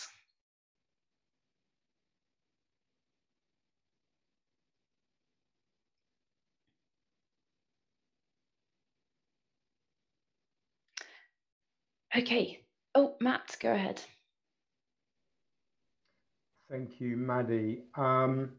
It was a reflection on really the next step beyond the modeling. I think we conducted our burn modeling in the Colchagua in 2019. Well, the work started in 2018 and was published in 2019 using burn data from 2007 through to 2017. And what was very interesting in hearing the final presentation from our colleagues in Andalusia was really how the models are now at a finer scale, but also thinking about the restoration. So what comes next after the fire has affected the landscape. Now, the conversations we had with the businesses, with the landowners of the vineyards, was they were really interested in understanding, right, how do we work with natural systems, nature-based solutions? How do we protect key areas of the Skeletarius forest in the Colchagua, which was shown to actually slow the movement of fire through the landscapes? And I think the burn modeling was the one that really caught people's interest, that and the climate risk in terms of water availability, which is also incredibly topical within Chile. So with this in mind, I guess it was, I suppose, a bit of a question or a reflection to the wider floor was, where are the benefits of the join up between the different sectors for understanding this type of modeling? So we've seen from Jesus's initial presentation from GWIS, the value of having comparable data across the European landmass. I appreciate that the South America is a larger area, but in terms of actually the interests and the join up and what are the management interventions and whose interests, and really either in Latin America or as we saw from Costa Rica, the management of the protected areas and then looking at the conflict between agricultural expansion and protected areas. It was a question really to Latin American colleagues as where are those multiple benefits from this type of monitoring system and for whom to reduce these types of risks and to make the landscape more resilient for multiple users. It was a kind of, I suppose, an open question to everybody. And if anyone has any additional thoughts or reflections on that.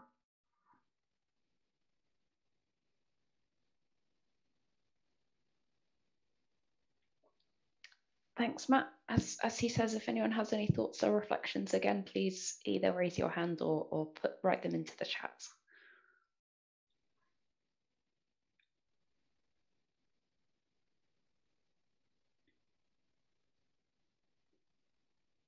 I mean, if I just to continue, we've been doing some work with various stakeholders in Chile around the National Restoration Plan and really thinking about how we prioritize, how we can use the Sentinel data to start to prioritize different actions across the landscape for restoration. One of the questions that did come up that came up and the fact has not been raised was around wildfires. So I found that kind of interesting that, and this is not, I think, particularly a Chilean issue in and of itself. It's something we all are trying to do better at with these joined up policy areas, climate, biodiversity, sustainable supply chains. And I think that's one of the reasons why people perhaps are wondering, what's the UK's interest in partnering with Chile? Well, we import a vast amount of fruit and vegetables from Chile. So it's actually within our joint interest to make sure that those supply chains, that the data and the science is underpinning I suppose the decisions on the ground, but also the decisions, the kind of I suppose the more globalized decisions around where we get our fruit and veg, how we support the growers in those supply chains as well, which is of a high interest to our organisation, and I think to wider organisations around the use of this data, but the use beyond the modelling and beyond the science, if you wish.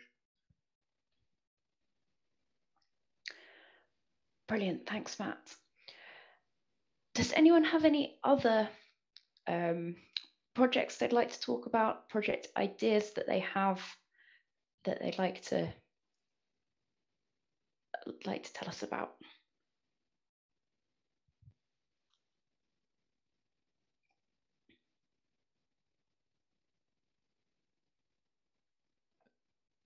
Maddie? Laurentia, go ahead.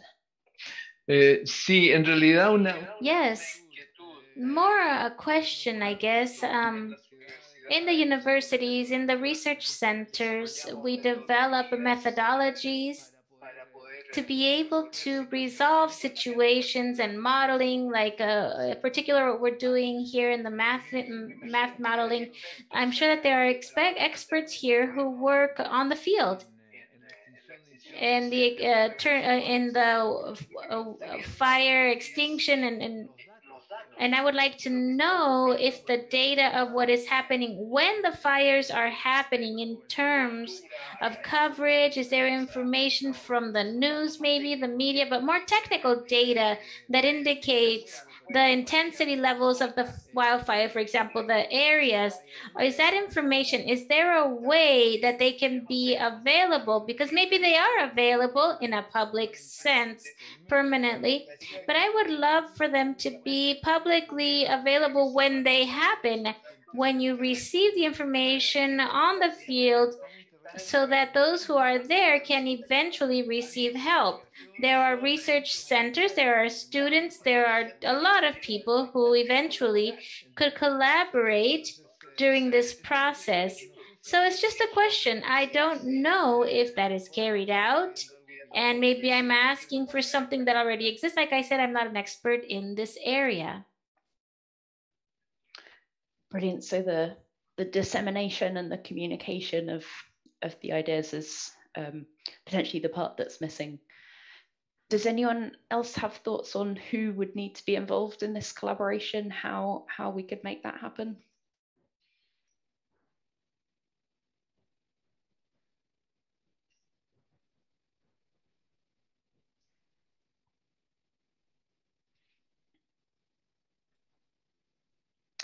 Izzy, go ahead. Hi, Maddie, thank you. Just on who we'd need to be involved, we did do at JNCC, we have done a piece of work looking to model vulnerability to fire risk in Wales, in southern Wales, and there we found it invaluable to include the landowners and the people who were managing the land, because one of the elements of the model that we were trying to include was the land use, particularly grazing, and if there was any, and things like proximity to footpaths, and if the area was very widely used by recreational kind of amblers, or, so all of that kind of information on the ground, we wouldn't have been able to obtain if we didn't already include the landowners and the land managers, and all of those kind of conversations. It didn't even need to be data, it could have just been anecdotal evidence, but that was all really invaluable when we were modeling the vulnerability. Brilliant, that's great to know. So all about engaging the local people. Do you think that the approach you used in Wales could be applicable in other geographic areas as well? If a lot of people are interested in Latin America, could you take the same method and apply it there? Yeah, the thing that kept kind of occurring to me, especially as Jesus mentioned, was the resolution of the fires. So with Sentinel data, the 10-meter resolution worked well for the Southern Wales example. The fires were large enough that we could detect the burn scars, at that resolution, and the Sentinel data also fed into making the habitat map and the land use map. So it worked well for that area. I think the approach was definitely transferable. It was a fairly simple model that used things like the elevation and the any climatology data that we had as well as proximity to urban areas, which is all information that places could have to some degree. I think the consideration, especially as Jesus pointed out, was the resolution, and if you're thinking about small fires, the resolution wouldn't pick that up in Sentinel data, but I think the approach could definitely be transferred. Yes. Brilliant, thanks. Does anyone want to comment on anything Izzy has said?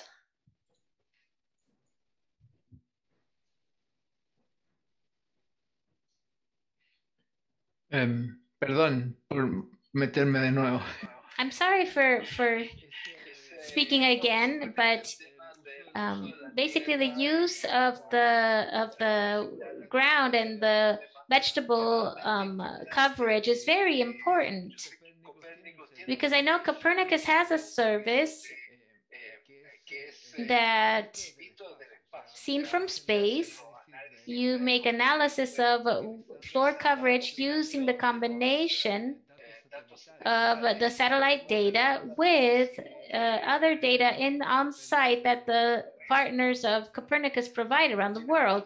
However, vegetable coverage or the use of the ground with precision is something that is only done by country, in which effectively you have to have samples taken on site to be able to refine this information.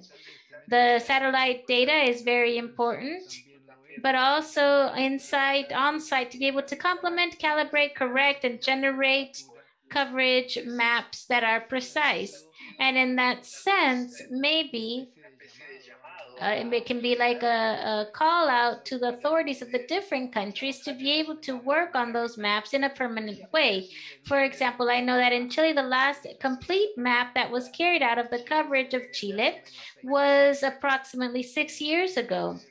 So the truth is that, and during this time, a lot of things have happened. We have had different forest fires and other different activities or wildfires, and even the change of the crops that are being generated on the different floors. We're talking about the vineyards, for example. Before Matt was speaking about vineyards, but even these are more long-term, but most of the crops can mutate quickly. In a period of 5 years, it can be a different crop, and it can be completely different risk, in such a way that I don't know if there is somebody in the organization of the Ministry of Agriculture or other ministries who could listen in and say, well, this is something that we should have. We should invest more in this, because it will help us to better understand how eventually we will be able to fight these phenomena in different aspects, not only with fires. And all these natural coverage, having to use the floor coverage and the use of the floors is very important. Brilliant, thanks. Matt's got his hand up, go ahead. Yeah, just to reflect on that, you're 100% correct, Florencio. One of the parameters that we used in Colchagua was, looking at the literature, 90% of the fires were they were driven by human sources. And so we were looking at the different types of human activity within certain areas as a driver, the different types of infrastructure. But indeed, one of the questions that did come out was the different types of crops. How can you use time series to identify different crops, linking that to different land uses, and then considering what that means in terms of risk? My point, the earlier point that I was talking around the various users, I think it's interesting that, a lot of people see this as a state-sponsored system that needs to operate at statewide. And what was quite interesting in the conversations that we've had is a lot of the interest came from the private sector, and the private sector noted, so the vineyards, for example, they noted right, where there is not fire is a good place for us to expand. So there's different ways in which the different sectors will interpret data, the data. Forestry, for example, we're thinking, all right, you know, what does this mean in terms of our risk exposure? Because a lot of the plantations were seen as high risk areas where indeed were, you know, there were a lot of fuel to the fire, so to speak. So I think, you know, the way in which the data is presented opens up lots of questions around risk exposure, around beneficiaries, about those who are you know, potentially generating this risk, but also, you know, what is the conversation and how can this data kind of come into these systems to help us make better decisions, particularly in Chile. So, yeah, I think you raised some interesting points about land use and beneficiaries and interventions, and who's responsible for these interventions as well, and for supporting these systems, and how is it we support these systems, and how is it as a community of an international community of practice do we help the state, if you want, to realize the value of these systems, and how do we kind of drip feed to push for that change, if that is the change nationally people want to see. Brilliant, thanks, Matt. I think the breakout rooms are ending now, so we'll finish off the discussions. If you have further ideas, feel free to still put them in the chat. But yeah, see you all back in the main room. Thanks, Maddie.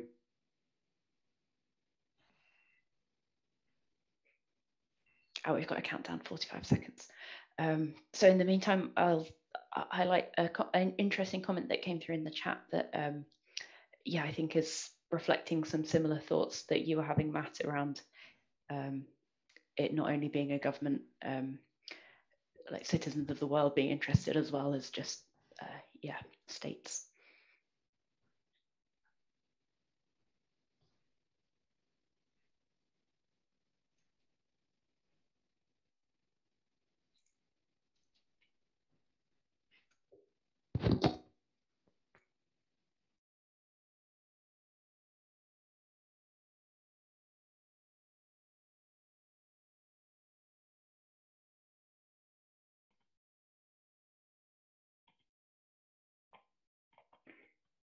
Hola, bueno, les damos la bienvenida a la sala principal. We would like to welcome you back to the main room after your group activities. I would like to thank you for the participation of all of you who were in these rooms trying to see certain specific issues. And I would like to give the word first to the moderators, and then I will go ahead and close. The moderator of room number 1, or the main room.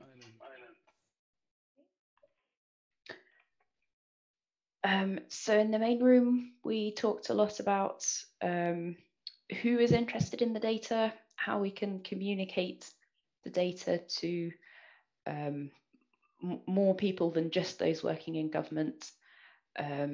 We talked about working with local actors on the ground, and a few people spoke about various projects they'd been involved in, so fire modelling around vineyards, fire modelling around grazing regimes, yeah, we had lots of ideas coming out, and it was an interesting discussion.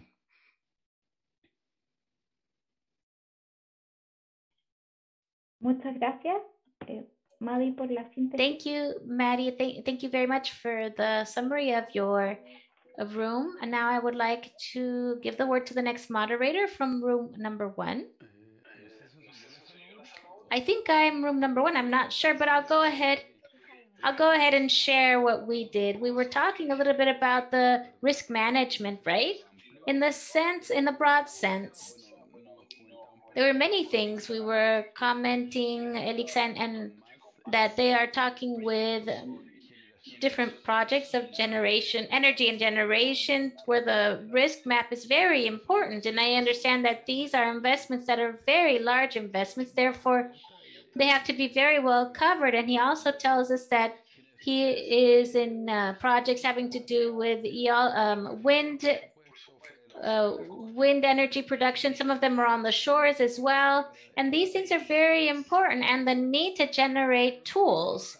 On the other hand, we also had Eduardo Melo, who works in the MOP, who is friends that are here present today. And Eduardo also commented that having to do with risk management, especially in Chile, we are in a moment that is very different. We have generated new institutionalities. We don't have the ONEMI anymore. We have a new agency that handles risk. Therefore, there is something that is starting to begin working. So you also see the figure of the regional governors, who also are going to have a lot to do, having to do with the risk maps. And we are starting up basically a new machinery for all of this. And clearly, there is a need to generate instruments, but we are still a little bit just having this works to see how it's going to work and see what the needs are going to be and the role of the different organisms and the different ministries that need to be coordinated with these new institutions. In particular, Eduardo said that there was an important problem, that is the airports. And the airports for two reasons. First, because it's the place where people have to arrive, where the airplanes and the helicopters need to arrive, especially via airplanes, to be able to load water. And many airports do not have water. And therefore, that means it's some very important logistics for the Ministry of Public Works to be able to generate pools or other tools for them to be able to load water. And then you have the wildfires. You cannot be very close to forest areas. So if there is a fire, if there is a fire, the airports need to shut down. So you think about the region of Biobío, of the southern part of Chile, of the Araucanía. The forest is a big deal. It's very large. And whenever there is a fire, that affects airports. And clearly, there we need to generate new tools. And also, Eduardo was commenting that there have been great changes in the humidity maps. And you have previously, the fires were between November and March. That was the important time. But now they begin in September. And most probable that it will not be till March, but that it may be extended to April or May. And that is going to generate more problems. And therefore, there is a need of generating tools. In particular, we have been working some things, for example, landslides and things like that are very important. I understand also that this is for the subdivision of geology, and the mining is also, this is also a very important issue, this of landslides and other things. This is the things that we were talking about. Thank you very much. Thank you, Jaime, for the information of your group. I would also now like to give Maddie, if you could explain or give into detail a little bit more of the issues that were talked about in your group. Specifically, is there some specific ideas?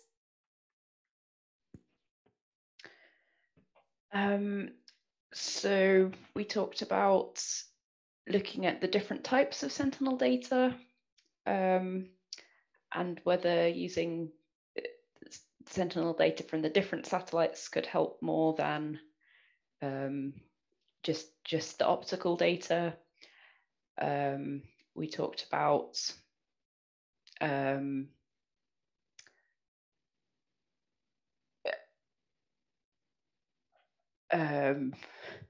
I'm struggling to, yeah. I think it was quite a quiet room, if I'm honest. It was, I think people, it's been 3 days, people were quite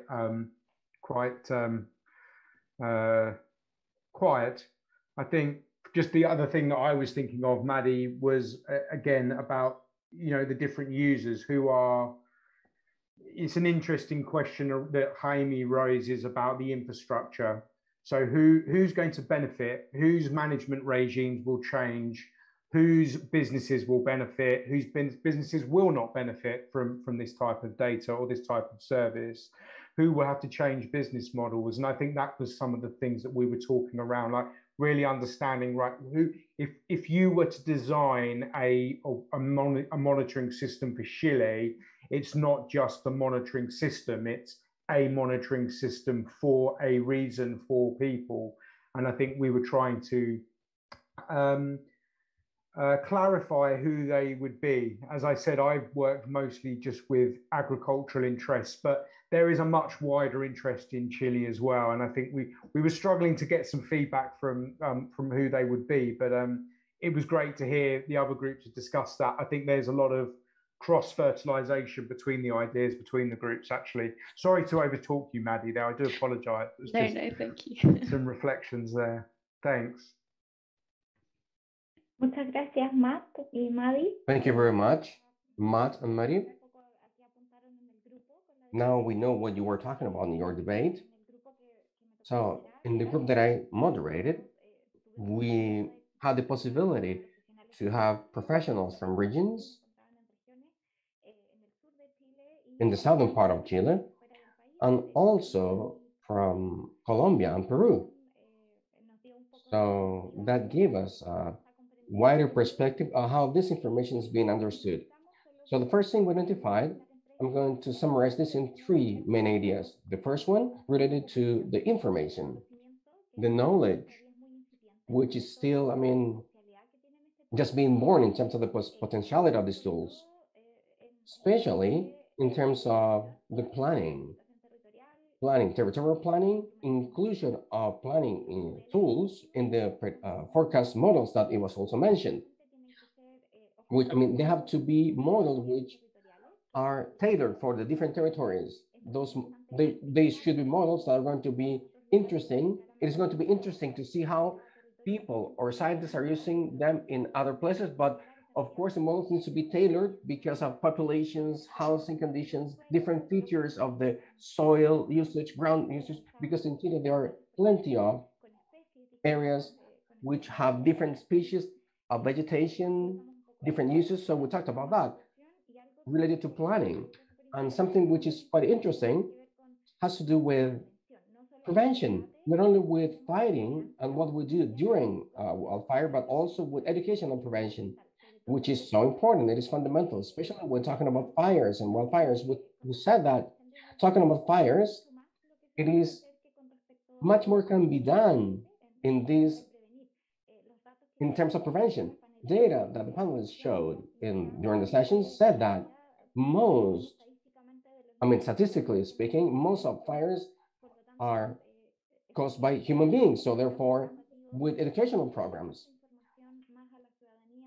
cascading this information to citizens and sharing it so people know about it, and different audiences as well, different target audiences, conveying this information in a better way and educating it, it's going to be possible to mitigate somehow the occurrence of wildfires with the magnitudes that have been seen that were also shown in the presentations. So I summarized what the group talked about. I took note of many more things, but I think these are the ones which are the most relevant ones. I don't know if someone from the group would like to add something. Otherwise, we're going to close the session. Does anyone like to comment or share something else? Or maybe, are there any other questions? If not, in order to conclude, I just want to thank you. I want to thank all of the participants. Thank you for being here. Thank you for the work. Thank you for the ideas. This opportunity that we have had, because many of us had just met, we didn't really know about the works that some other colleagues were or are doing.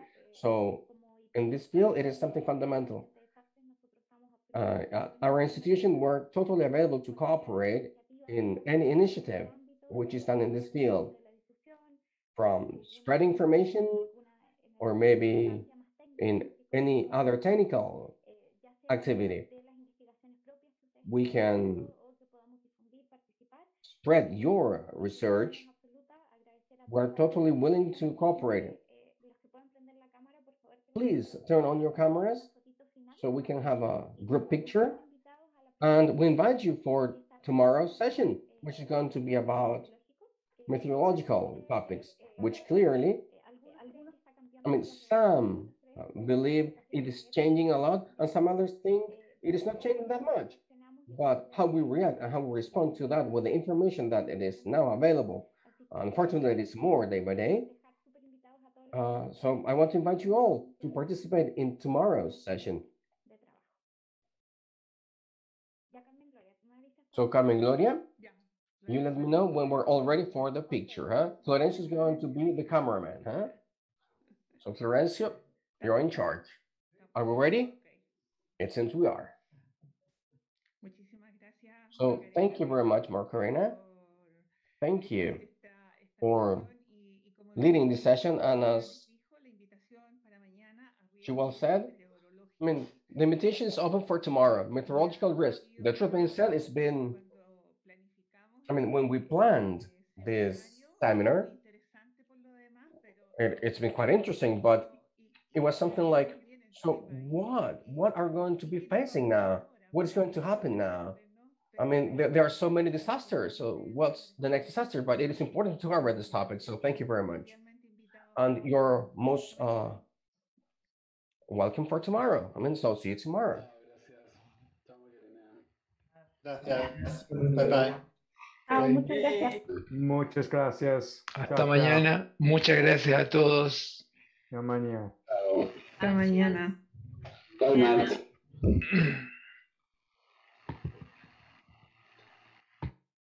Muchas gracias, Macarena. Chao, un gusto. Sí, sí. Sí. Muchas gracias de nuevo, Macarena. No, de nada, Florencia, lo que necesite. Cuídense mucho. Eduardo, saludos. Bueno, buena tarde, buen provecho, buen almuerzo o lo que sea. Sí, la que necesite estamos conversando. Chao, Cuídate chao. mucho.